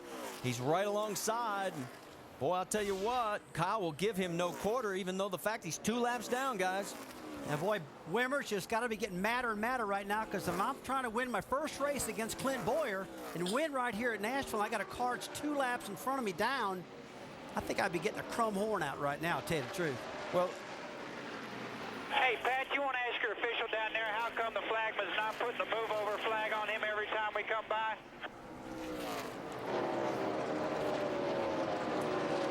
Well, you can see that the team wants them to get Kyle out of the way to give him a shot at Clint Bowyer. And here you can see just behind the 29 is the 99 of David Rudiman. So Rudiman in 3rd is sort of reeling his way back into this mix. And meanwhile, Clint Bowyer, 7 prior trips here at Nashville. He's never finished outside the top 5, and of course has 1 win, trying to make it 2. Let's check in with his crew chief, Mike Massar. And right now, Marty, the only thing that might be able to beat Clint Bowyer in this team might be fuel mileage. Dan, you still have about 30-some-odd laps remaining. Do you have enough fuel to go the distance? It's going to be pretty close. It's about 3 laps short right now. Depends on how we stretch our numbers, might be able to get closer, but hope for a caution here and let everyone get bunched up and have a race at the end. It sounded like there might be some concern with tires, as Clint came over the radio not too long ago saying there was some concern with the right front. How concerned are you? I think we damaged our right front fender a little bit. The BB&T Chevrolet's been good all day and got that little deal there with the 20 car and just maybe dented the fender up a little bit. We'll get it pulled out and we'll be okay. Marty, the 2 car looking for a 2nd win in a row, 2 weeks in a row here in Nashville. All right, thanks, Mike. Let's quickly check in on what's going on with the 20 car, Vince. The reason the 20 car is not letting the 29 by despite being 2 laps down is the 20 is believing, because he did come in and top off in fuel, that he's got enough fuel to the end. If Clint Bowyer does not have enough fuel to the end and somehow the 20 can get by the 2 car and only be a lap down, if Bowyer has to come in for that splash of fuel at the end, the 20 would be in a lot better position, so he doesn't want to give up that spot to the 29. All right, well, we'll see if any of that strategy plays out. You heard them say they could be 3 laps short on fuel if we stay green. We've got 30 to go here at Nashville. What is going to happen as the drama continues to build? Stay with us. Got a little drama brewing up at Nashville Superspeedway. Kyle Busch and Clint Bowyer dueled for the lead much of the race. Lap 163 of 225. Busch spun out, handed the lead to Bowyer. Kyle Busch has made way for Scott Wimmer to get on through. He's closing up on his Childress teammate. Oh, and by the way, all these guys may run out of finish before we get to the checkered flag. Absolutely. And may run out of fuel. May run out of fuel, and David Rudiman's on the march, and Carl Edwards is only about 4.5 seconds back, so anything can happen. And Clint Bowyer, my friend, I do believe is going to come up a little bit short on fuel. Not going to speculate. We're going to watch this thing to the end. Oh, laps running out, 23 to go. Let's check on some of these fuel statuses down on pit road. Jamie? Well, Alan, David Rudiman finished this race second last year, and right now he's currently third. I just asked the team how they're looking. They said, we're about 8 laps short. Meanwhile, right behind him, Carl Edwards says, this is the best the car has been all day. I asked the team. They said they're about 1 lap short. They warned their driver, be ready for a splash and go shortly. Shannon? Well, Jamie, Scott Wimmer, as soon as he went around Kyle Busch, his crew chief Pat Smith came on the radio and said, regroup, buddy, regroup. I asked Pat Smith if they can make it on fuel. He looked at me and he said, we're really close. Well, for Scott Wimmer, he has only got 1 target left, separating him for his first win in that number 29 Chevrolet for Richard Childress Racing. And we talked to him about what are his goals for this season. Really, for me, it would be winning races. You know, last year we won the Owners' Championship and Jeff won races, and I had a chance to win quite a few races, but never could close the deal at the end of the race. So really, I'd like to go out. I think I'm capable of winning 2 or 3 races. Definitely, I'd like to go after another Owners' Championship. And he's going after it on the low side. He's underneath Bowyer. Can he hold it down there? Coming out of turn 4, and he slides up in front. Attaway, settle into a rhythm, settle in. I'd say settle into a rhythm and save fuel. Oh, man, he's got a fast car right now. He's definitely one of the fastest cars in the field, and it's all about fuel, like you said. Now, I wonder if Bowyer can start saving some fuel behind Wimmer, start throttling out and using that draft to help him. Don't, you know, pump on the pedal or anything there. Talking about saving fuel, and he's already opening up a gap. That's our 10th lead change here today between 5 different drivers. And now with 19 laps to go, this time by, can Scott Wimmer pick up his first win in that number 29? I tell you, the thing that got me nervous, Andy, is Rudiman saying he's 8 laps short, and these rest of these guys think they're going to be within 1 or 2 laps. That's not good mileage at all, that's for sure. Rusty, this young man just took the lead. He's driving his guts out, and your crew chief yells down to you, save fuel. Can you really save any fuel? He's got to be too nervous to be thinking about saving fuel at this point, wouldn't you think? Well, he's pretty nervous right now, but, man, he's staring his first victory in his eyes, and he's just dying to do that. But, yeah, you can save fuel. And you just got to get out of the throttle a little early, get in a corner, or get in the throttle later. He's just got to be very, very easy with the gas pedal right now. But, yeah, Brad, you can get it done. One thing I always did with my drivers, I would tell them to keep your foot off the brake. If you can keep your foot off the brake pedal, it's going to use less fuel. That means to do that, you've got to back off the throttle earlier, get in the corner. Let the car roll through there. Use the momentum. Yeah, you don't want the resistance, any resistance at all on that engine where it's got to pull that car back out of the corner. If you can keep that momentum through the center, it's just a lot less gas you have to use to get the job done. Now, is that the fastest way around the racetrack? No, but that's the best way to save fuel. Yeah, and you got to remember everybody else is in the same situation, so they all got to roll the throttle as well. Talking about Scott Wimmer, now he's been very consistent in the top 10. In fact, the last 2 races here last year, he finished 7th and 4th here at Nashville. The only thing he hasn't been able to do, as we all know, is seal the deal with the win. And here he is in first place with 16 laps to go. Well, Martin, there's one thing he definitely knows. He knows that. He knows this thing could go away on him quickly, and he's just hoping he's got enough fuel. But, man, when you're a driver like this, Andy, and you can see victory lane, you can smell it, man, you're just hearing everything. You don't want nothing to go wrong. You're getting all the information you can for your team, and above all, you're nervous. And you don't have enough fuel. And all of that, it's just tough. I mean, winning these races is really, really tough. And I bet you 15, be smooth.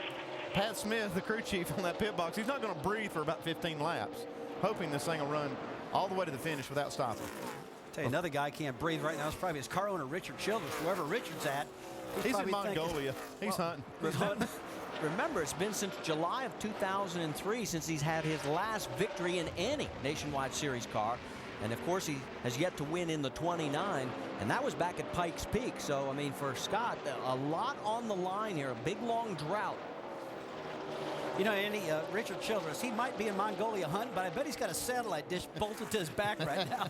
He's getting it somehow. He's a pretty tech-savvy guy. Rudiman, he's so many laps short of fuel, he's going to plan on making a pit stop, so he's just running as hard as he can right here. He's caught Clint Bowyer in his 2 car. You have to think Clint might be trying to save fuel, but we heard his crew chief say he was 3 laps short. That's 4 miles. That's quite a bit. You'd have to think that the 29 car of Wimmer and the 2 car of Bowyer are getting the same mileage. They got the same engine builder, the same engine. maybe not tuned up the same. Well, the driving styles really have a lot to do with fuel mileage, too. I've noticed that with the different drivers I've worked with. A driver can make more difference in the fuel mileage than even the tune-up. There is Clint Bowyer with David Rudiman. Now they're starting to run into some more lap traffic. And on the left side of your screen, that's David Wimmer.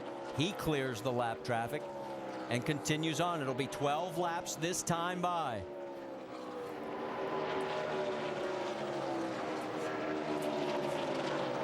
And you know, when you're leading the race now with 13 laps to go, has 12 right now as he passes by. That's the eternity.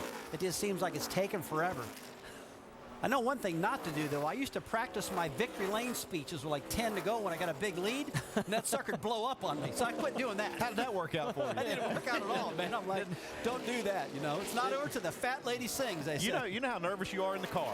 Yeah. Well, you think about a crew chief on top of that box. He doesn't have anything else to do but sit there, and he gets, I'm telling you, these are the longest laps in the world. Oh, you got that right. All right, Scott Wimmer with 11 laps to go has a half a second lead over Clint Bowyer, and David Rudiman is in third. Let's get an update on the 99. Jamie.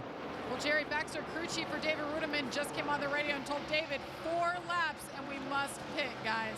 Wow.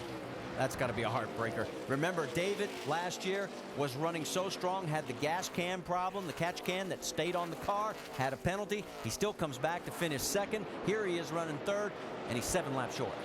Well, he's not going to be the only one. If he's 7 laps short, that means somebody else, you know, a lot of these other guys are not going to be able to make it too. It's still very, very iffy with this 29 and 2 car with Scott Wimmer and Clint Bowyer up front of them being able to make it. Very iffy. How much drafting would you be able to do to? How much fuel could you, how much fuel could you save? I don't think you're going to be able to save much at this style of racetrack. This track is too short. You just don't feel the draft that much at all at a track like this. You're trying to do it. You're trying to roll out the throttle early, like Andy was talking earlier, but it's tough. 9 laps to go now, separating Scott Wimmer from his first win in the last 58 starts. And everybody is holding their breath for fuel. Safe fuel, man. I hate hearing that. I bet you that's not the only time he's heard it this run. I bet he's been saying it the whole time. And if he's really listened to his crew chief and every single lap he's tried to save, he might make it. Now 8 laps to go. And Bowyer seems to be closing in on him. My last race as crew chief for Dale Earnhardt Sr. was at Atlanta, and we were very, very close on fuel and leading the race, gone. And I kept trying to get him to save fuel, save fuel. I mean, it was like every lap I was telling him. I started to say, how are you going to get a guy like that to save fuel? He's got a big right foot. He wanted to lead every lap. It was hard, buddy. Oh, man, to get Dale Sr. to stay patient. Unbelievable. Mike, what's going on in Clint Bowyer's camp? Well, Marty, you heard Dan Daringhoff say they were about 3 laps short. Well, Clint just came over the radio and asked him the same question we asked him. And Dan's response was, well, how much have you helped me out? And Clint said, I have helped you out quite a bit. His assessment was, we'll probably run out on the last lap. Jamie? Well, Mike, David Rudiman, they knew it was going to be quick, and they came in for a splash and go. He's down and away with 7 laps to go. He spins the good years and gets back out. Doesn't want to exceed the pit speed limit of 45 miles an hour, and that's got to feel like an eternity. Yeah, and when you can make that green flag stop and you're not changing tires, you got to be real careful not to slide and put flat spots on those tires. And there goes Scott Wimmer right on by, putting him a lap down. So now he's going to have to hope and pray that everybody else has to stop and run out. Tough break, but 6 laps to go, and Scott Wimmer holding his breath as he leads Clint Bowyer by 0.7 of a second. And the question is, who has fuel? Here comes Jason Leffler. He pulls it. He was running in 8th. 5 to go. Put an egg under it. You'll be fine. Keep digging. Yeah, Jason Leffler going to bring that car, and they're just going to gas and go, guys, to make it to the end. And you heard the spotter saying 5 to go, put an egg under it. Explain what he's talking about. He's talking about use that throttle like you've got an egg between your foot and the throttle pedal. Just barely push it. Just try to use as little throttle as you can. Yeah, I think the whole world's pulling for Scott Wimmer to win his first race right now. Everybody pulls for the underdog, and I'd hate to see him run out of fuel right now. He's ran so good throughout the day, and but yeah, an egg under the gas pedal. That's the way you got to treat it right now. Scott has won some races in this series, but he hasn't won in a long time, and not for Richard Childress. He really wants to win for Richard. So he needs to put an Easter egg under that right foot, right? Yeah, we know where we can find some. Yeah, absolutely. The plot thickens here. Four laps to go. Absolutely. He has 5 career wins. As we mentioned, his last one was back in 2003 in July. That was 58 starts ago. It's an eternity when you want to be a race car driver and your job is based on performance. And this racing team of Richard Childress Racing has stuck with him. A lot of people, took some shots because Jeff Burton was winning in his car last year and he wasn't. They stuck with him, and here he is with about 2.5 laps to go. There's still some meat on the bone, man. Yeah. These guys are worried. And if he can win this race, guys, this is the first time he's been in this car all year long, and that's a heck of a way to come back, isn't it? 2 to go, be smooth. You heard the spotter. Be smooth. Be smooth. And there is second place Clint Bowyer just lurking. He likewise has fuel issues. Who's got enough in the tank? Don't want to caution until they get to the white flag, because that'll put them into overtime. Oh, that would put everybody in the pit lane. This time by, there will be 1 lap remaining. White flag this time, buddy. White flag. All right, here we go. 1.3 miles. His 8th trip here to Nashville Superspeedway. Scott Wimmer, 4 corners to go. Oh, he's watching that doggone fuel pressure right now. He's got his eyes buried to it, hoping it makes it. I want to correct myself. This was the 3rd time he's been in this car this year. Looks like the more he's in it, the better he's getting. Record for fewest cautions. We've only had 3 today. The old record was 5. It's going to be a new race record for speed, and for Scott Wimmer, it's going to be a record day. His first win for Richard Childress Racing. Here he comes to the stripe. New winner at Nashville, Scott Wimmer. Concrete Calvin, man. I love it. I love it, man. I love all you guys. That's great. Let's go, boys. All right. Looks like that crew's real happy for Scott Wimmer. Did you hear the relief in that voice? Well, I heard it. Everybody's happy for Wimmer. I mean, what a great job. It was solid all day. And look, getting the hoist into the air.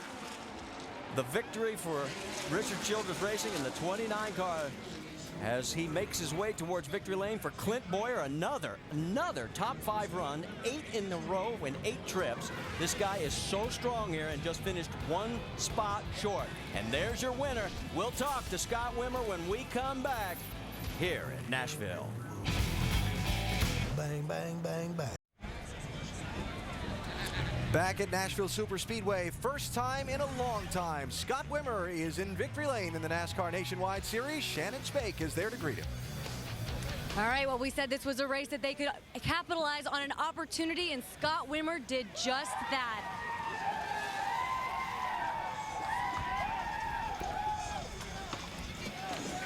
Celebrating with his 29 team in victory lane.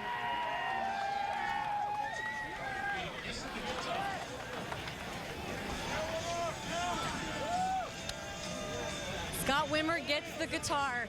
5 years in the making. You said this is something that you wanted to do to win with this team. Describe the emotion right now as teammate Clint Bowyer. Describe the emotion right now, Scott. Well, it's been unbelievable. I can't believe it's been that long, but I've been coming down to Nashville for the All-American 400 since, I think, 1994. Never had a chance to win a guitar, and it's all these guys. They did a great job. They've really built great race cars each and every week, and just excited to be there. Excited for Holiday Inn and all their support. And we lost a real close racing member, Sonny Emmerfeld, back home in Wisconsin. We lost him this week, and Dick Trickle's going through some hard trouble. So we want to dedicate this to them, and hope everybody has a great Easter. Scott, a key moment in the race for you was when the 20 team got loose, had some problems. What went through your mind when that happened? Well, you know, Kyle's a great race car driver, and he was holding me up there, and I was getting pretty aggravated at him, but you know, fortunately let us go, and we were able to catch Clint, and yeah, everything worked out in our favor. But he looked like class of field all day, and it looked like he just got loose and got into the wall, and was mine and Bowyer's race from there on, and fortunately we had enough to beat him. But now everyone talks about this trophy, the guitar. Where are you going to put that guitar, Scott? I don't know. My dad's been after it for a long time, so I'll let him take it back to Wisconsin and let him put it back at his house, something like that. All right, well, we'll let Scott get to his victory celebration. Scott Wimmer goes to victory lane for the first time since 2003. Mike. And Shannon, his teammate Clint Bowyer just made a visit to victory lane, but certainly not in the capacity you wanted to be there. You had to be conservative down the run with concerns about fuel. If you didn't have those concerns, would you be in there right now? No. He had the best car that last run. I don't know what happened to Kyle. He got sideways in front of me, and I got into him. And ever since that, just got real tight. But it's a good day for us. It takes a lot for a guy like you, a guy who has such a busy schedule on the Sprint Cup side of things, to take a weekend off here. Saw your crew chief Gil Martin here as well. Do you feel like this helped build for you, not just in the Nationwide Series, but maybe something you can carry over to Sprint Cup competition? Well, it's just it's a special track for me. I love coming here, and Gil, my Cup crew chief, is from Nashville, so that's the reason he was here. He's just over hanging out with some friends. But all in all, it was a good day for the BB&T Chevrolet. Really happy for Dan and all the guys, and for Wimmer. It's been a long time coming, and congratulations. And Clint Bowyer, still the streak is intact. He's never finished outside the top 5 here in Nashville. Alan? Well, Mike, Kyle Busch is from Las Vegas, and certainly folks from Vegas understand when you're on a roll. They also understand when the chips just don't fall on your side of the table. And that sure has been the case with Kyle Busch the last now 4 weeks of NASCAR Nationwide Series racing. A contender to win at Vegas. The tire problem into the wall dominated the race at Atlanta. The suspension problem cut out the tire. Then in the opening laps last week at Bristol, Martin Truex got turned around, clipped Kyle. His day was over before it even got started a week ago. And then today, out in front, dominating, one of 2 dominant cars in the event, 63 laps to go. Lost it up in turn 4 through the grass, did not contend to win. Vince Welch caught up with him a few minutes ago. Just a stupid mistake on the driver's part. That's about it. How do you put in perspective what's happened the last 4 weeks? That's about it. Yep. Thanks, Kyle. Don't know anybody that has had more disappointment in the last 4 weeks of racing, Brad, than Kyle Busch. Yeah, he has really struggled, but he is a tremendously talented young man. Let's hear from the 4th place finisher, Brad Keselowski. Jamie's with him. Well, we talked about it being an opportunity race here today, and Brad Keselowski is 2nd, 4th place finish, the best in this series. Brad, talk about your day and the competition you had around you. It was a great day for London U.S. Navy Chevrolet to keep knocking out them strong finishes there and moving up in the points, and hopefully we can get this car up there contending for the championship if we keep running like this. And just really proud of everyone on my Junior Motorsports team, and another great car, and I'm pretty proud of everyone on this team. And our day is coming, and I'm just happy to be here and happy to be in this series. I know everybody wants to ask you, okay, so when are you going to get your first win? But when you're up there charging with these guys, Cup drivers around you, can you taste that victory? Is it close? Oh, yeah, it's close. I felt like we had a car last week that could win the race, and we had a top 5 car this week. So, if you keep running the top 5, eventually your race will, come. So, just really happy to be running where I'm at and be with the team I'm with. It's all about consistency, and consistency wins championships. Shannon? Well, the smile on Pat Smith's face says it all. Now, you've been to Victory Lane before, but this is your first time with Scott Wimmer. How special is this for you? It's pretty intense last couple laps there. A lot of stuff going through my head. We were so close so many times last year, and just happy for him and this whole team. A lot of new people on it this year, so fun, very fun. Now, you said there was a lot going through your head on those last couple laps. Fuel mileage, possibly something that was going through your mind? How close were you? Absolutely. Everyone on the team was bugging me, wondering if we had enough, didn't have enough. I didn't know. About every other lap, I was reminding them, save me some fuel, save me some fuel. I think Clint did just a good job, maybe held off the 99, which they came down and got fuel. So it all ended up very well. All right, certainly a celebration in Victory Lane. Guys, there have been like 5 or 6 drivers who have come by to congratulate this team. Shannon, Pat Smith, and the Childress 29 team won 5 times with Jeff Burton a year ago. They're in Victory Lane in 2008 with Scott Wimmer, as he has taken the checkers in Nashville today. Lots more post-race coverage still to come. Talk with some of the other top finishers in just a minute. Look at the final finishing order and the championship standings as well. The NASCAR Nationwide Series at Nashville is presented by Tractor Supply Company. The stuff you need out here. And in part by the U.S. Navy. Navy, accelerate your life. Scott Wimmer, the winner today here in Nashville. Let's hear from David Ruderman, who has got to be a little heartbroken after coming up a lap down in 9th. Yeah, very frustrated running 3rd and had to come for fuel, David. And a lot of teams were talking about being a lap or 2 short. You were talking about being 8 laps short. Any reasoning behind that? No, I don't really know why we couldn't go any farther. I mean, it's just, that's the kind of fuel mileage we were getting, and there's, if you're a lap or 2 shy, you can gamble, but you can't when you're 8 laps. So we'll go back and try and figure out why that is. A lot of the other guys are making it, so you know, everybody on the Airstream machine did a great job, Jerry Baxter, and I'm really proud of all my guys. And the guys at Toyota Racing Development, I know they'll go back and they'll look at it and they'll get me some fuel mileage. I have all the confidence in the world of that. It's just today we just didn't have it when it counted, and really disappointed. But yeah, I'm proud of my guys. As a driver that's running for the championships, what does 6 spots cost you?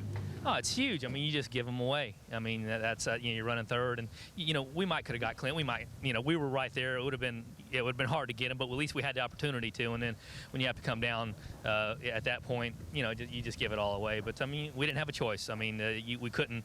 Like I said, we couldn't stretch it 8 laps. So again, Toyota Racing Development does a phenomenal job. Motors make great horsepower, and they'll give me some fuel mileage. I know they will. I love those guys. So I'm just disappointed. That's all. I'm not aggravated at anybody. Yeah, the frustration's evident. David Rudiman finishes 9th today. Let's go to Jamie Little, who's with Carl Edwards.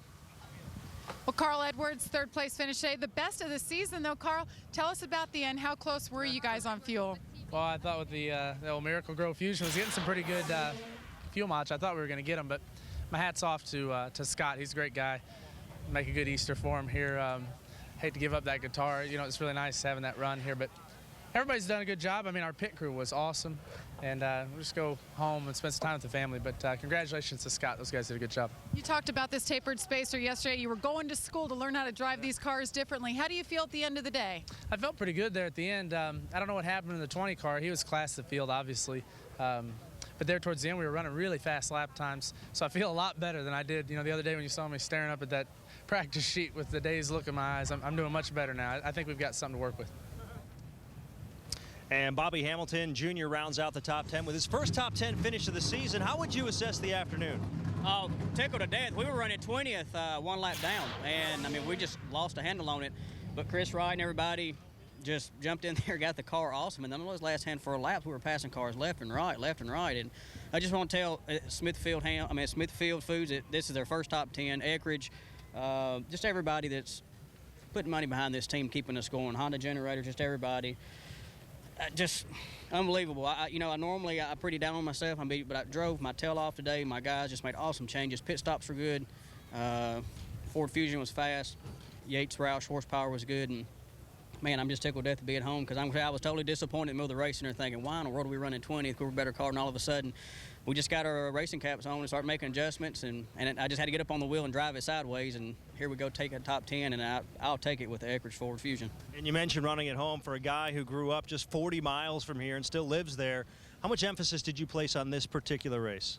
Yeah, a lot. As a matter of fact, it was almost too much. It was a whole lot of pressure on me because we knew we had to perform here. We've always had good top 5s and top 10s, and just and I was trying to get Smithfield their first top 10 and stuff in the sport, stuff like that. Just so much pressure you put on yourself, and all of a sudden you got to remember it's just another racetrack. We do the same deal everywhere we go for 36 events. We make pit stops, make adjustments, and we finally got the Ford Fusion good. And just like I said, Smithfield, Eckrich, Curley's, John Morrell, everybody, just thank you. Well, Marty, it certainly looked like Bobby Hamilton Jr. dealt with that pressure pretty well.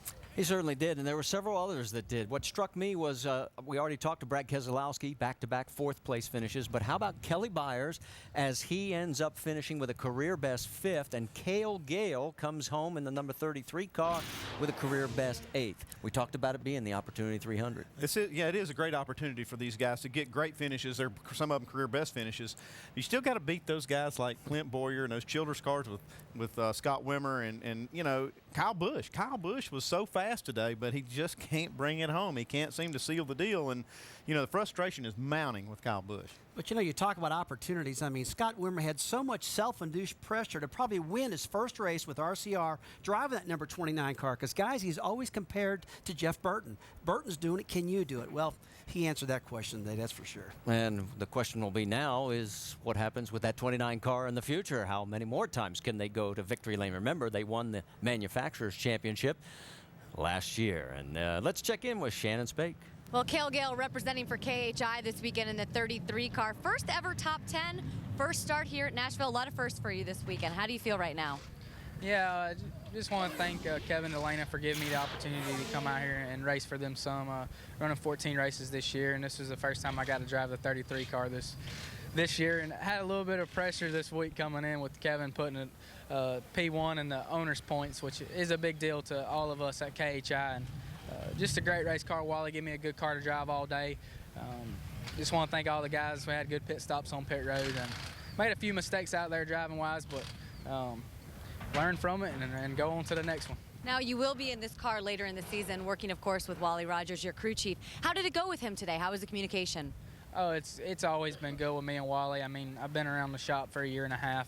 He crew chiefed me last year in Bristol in the truck race, and we just seem to click off pretty good. And I just kind of tell him what to do to it, and he tunes her up for me. He does a good job at it. And all the guys at back at the shop, I mean, the Fab Shop, the Hall brothers for hanging the bodies. I mean, everybody, all the way down to the guy that paints the car, has been working real hard all winter, and it's paying off for us. Well, you can probably guess his team owners, Kevin Harvick and Delana Harvick, at home watching the race, very happy about the top 10 finish. And Marty? they certainly should be. Thanks, Shannon. As we go to break, you see the celebration with the guitar. It belongs to Scott Wimmer. And remember, they told Scott, drive it like there's an egg underneath the gas pedal? We found the eggs. We'll close it out when we come back.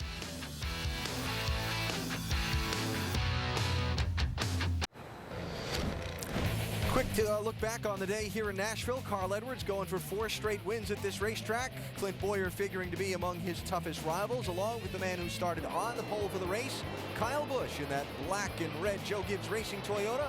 Kyle jumped out early and led often in the first part of this race. In fact, Kyle led almost all of the first 80 laps of the thing, till Clint Bowyer went by him here. Clint sucked up on him. I think Kyle was actually just taking care of his tires at that point, though, Alan, because he was 3/10 quicker than the field the entire time he was out front. Clint had a good run on him, though. Kyle back out in front until, with 60 laps to go, just gets loose off turn 4. Came off turn 4, right rear end, stepped out on him. He did a great job saving that race car, got back in the throttle, through the grass, but that put him a lap down because he had to come in the pits. And then with Bowyer out in front, his teammate from Richard Childress Racing, Scott Wimmer, came calling. Well, we knew this was going to happen sooner or later. Scott Wimmer's a super race car driver, had a lot of close calls. He got that thing around Clint. When he did, he checked out on him a little bit, had enough fuel to get far enough ahead to save some fuel getting in and out of that throttle. That was with 21 laps to go, and the fuel did hold up to the finish for Scott Wimmer. And for the Wisconsin native, his 6th career victory in the NASCAR Nationwide Series and the treasured Gibson Guitar Trophy to take back home. So Richard Childress Racing sweep of the top 2 spots, continuing the roll they were on, got started on last week at Bristol by winning the nationwide race on Saturday and sweeping the top 3 spots in the Cup race on Sunday. Another driver who was on a roll today, another Wisconsin native, Kelly Byers with Jamie Little. Well, first top 5 finish ever for Kelly Byers today. What a run. And you had to earn it because you guys had a couple hiccups and you still kept it together. How'd you do it, Kelly? Yeah, this 47 Clorox Ford Fusion was a really fast race car today. It's been fast off the truck all weekend long, and just real proud of all the guys back at JTG Racing for building such great race cars and allowing us to bring them to the track and really be, top 5 right off the truck. We had a couple issues on pit road that really hurt us. We had a car fast enough, I think, to contend for a win today. But, the guys worked real hard, and I'm sure they're going to go back and work real hard, pit stops and stuff, and get a little bit better. Enjoy that weekend off and that top 5 finish. We'll see you in Texas. Yeah, thanks a lot. And not a bad season debut for Chase Miller either, bringing it home 14th. How do you look at the way this day went? Man, the day went great. We had a really good car today. The Valvoline Dodge Charger was always fast. There at the end, we were running with some of the top 10 guys and just caught 1 lap down. So, the car was really good, drove really well. I got to say Kirk Almquist did an awesome job with the car, the whole crew. They did a real good job out there and kept us running really good. And just had a really good day. Car doesn't have a scratch on it. And just happy about here racing. I think it was a good first race of the year. And what about Jason Keller? How did he help you this weekend? I understand you went to him for some advice. He did. Jason helped me out a lot this weekend. He has helped me. He and I went around the track and in the pace car and discussed about throttle points and turning points and, just with this new engine package, how it's going to be different from last year. And really at the race, or in the race, I got to follow him for a couple laps, and I was seeing some stuff he was doing, and I'd try it during the race, see if it helped, and some of it did help, so we picked up a little bit more speed and, kept passing some cars. And 14th, a career best for Chase Miller. Jamie? And Mike, the guy who he was talking about, is with me now, and Jason Keller. Jason, you helping out the kids out there. Well, it's easy to help out someone like Chase. He really listens. But, man, I was really thinking we would be a little bit better today with the Incredible Pizza Chevrolet. But, we hung in there. We didn't give up, and that's what this race team's all about. But a little bit dejected right now, but really excited about what we have in store for incredible pizza company and excited about what they have to offer and looking forward to that. But I'd like to tell everybody, you know, happy Easter. It's a great weekend, and on my way home right now, so looking forward to seeing Deb and the kids. You finished 18th today. You said you can't really put your finger on any one particular thing. So let's spin it forward. Texas is our next race. How do you guys feel about your chances there? I know you have a 1.5 mile, pretty good package going on. Well, we definitely have improved on it. Las Vegas really showed that. We qualified well at Las Vegas, and we ran well at Las Vegas. So I'm going to be excited to go to every race that I go to with this CJM team. It's a great race team, great people. You know, we were off today, but that doesn't mean we're going to try any less when we go to Texas. So we're going to go to Richmond and test real hard this week and look forward to that and learn as much as we can. And definitely these guys won't hold up on you. They're going to be tough, and we know all the other teams are going to be tough. And I'm going to twist Todd's arm, and we're going to figure this out. All right, enjoy your weekend off. We'll see you in Texas. Let's go to Vince. Good day for Richard Childress Racing, first and second, and this gentleman, Stephen Light, 12th today, but you ran comfortably in the top 10 all afternoon. What happened that dropped you back a few spots? Well, the first run of the race, the car felt great. We were running fourth there behind Clint, and then the next restart, the car just changed. It didn't feel the same after that. We weren't sure what was wrong, just never got the handle on it again. And with about 100 to go, the half-inch shim came out of the right front. And from then on, I just didn't know what was wrong. I thought it was a flat tire. We came down pit road, changed the right side tires, went back out. And before the restart, when I was scuffing the tires, the car felt weird and went back green. And I knew something was wrong. And just from that point on, we were just kind of riding, hoping a caution would come out so we could fix it. And never had the opportunity. But it just sucks because, you know, in practice and in qualifying, you know, we were just a little bit better than Clint. And I was really looking forward to today. And we were really the first half of the race, we were just riding in 6th, 7th, 5th place, just sitting there riding, waiting for the end. And last 100 laps. And 100 to go, we broke something, and from then on, just riding around. Stephen Light, 12th today. Let's go to Alan Bestwick. All right, Vince, thanks. We have shown you the finishing order of the race a couple times across the top of the screen. Now let's show you the championship standings after Nashville. Well, I tell you, look at these standings, and look at Kelly Byers moving into that 8th position. Outstanding run for that young man. Brad Keselowski continues with his consistency, and Mike Bliss, even though he had a pretty tough day today, he maintains that 5th spot. Great run for those guys. Just 11 points between the top two, 71 back to 3rd. The NASCAR Nationwide Series is off next weekend. Next race in 2 weeks. Texas Motor Speedway is the place. The super fast 1.5 miles in Fort Worth. 2:30 Eastern Time, ESPN2. That's Saturday, April 5th. And we hope that you will be with us for that. Kevin Harvick's been the man at that racetrack. He's won 3 of the last 5 at Texas. Up next, the Lanes and Stakes. Stay with us here on ESPN. That coming up from Florence, Kentucky. So the Opportunity Day, the first standalone race of the NASCAR Nationwide Series season, happened today in Nashville, Tennessee. A lot of drivers took their shot, but it was a couple of veterans up front. Kyle Busch and Clint Bowyer who duked it out. Busch had misfortune late in the day. Clint Bowyer couldn't hang on. And the underdog, Scott Wimmer, ran past him, and Richard Childress Racing took the victory. First win for Wimmer in a long time. This has been a presentation of ESPN, the worldwide leader in sports. See you in Texas.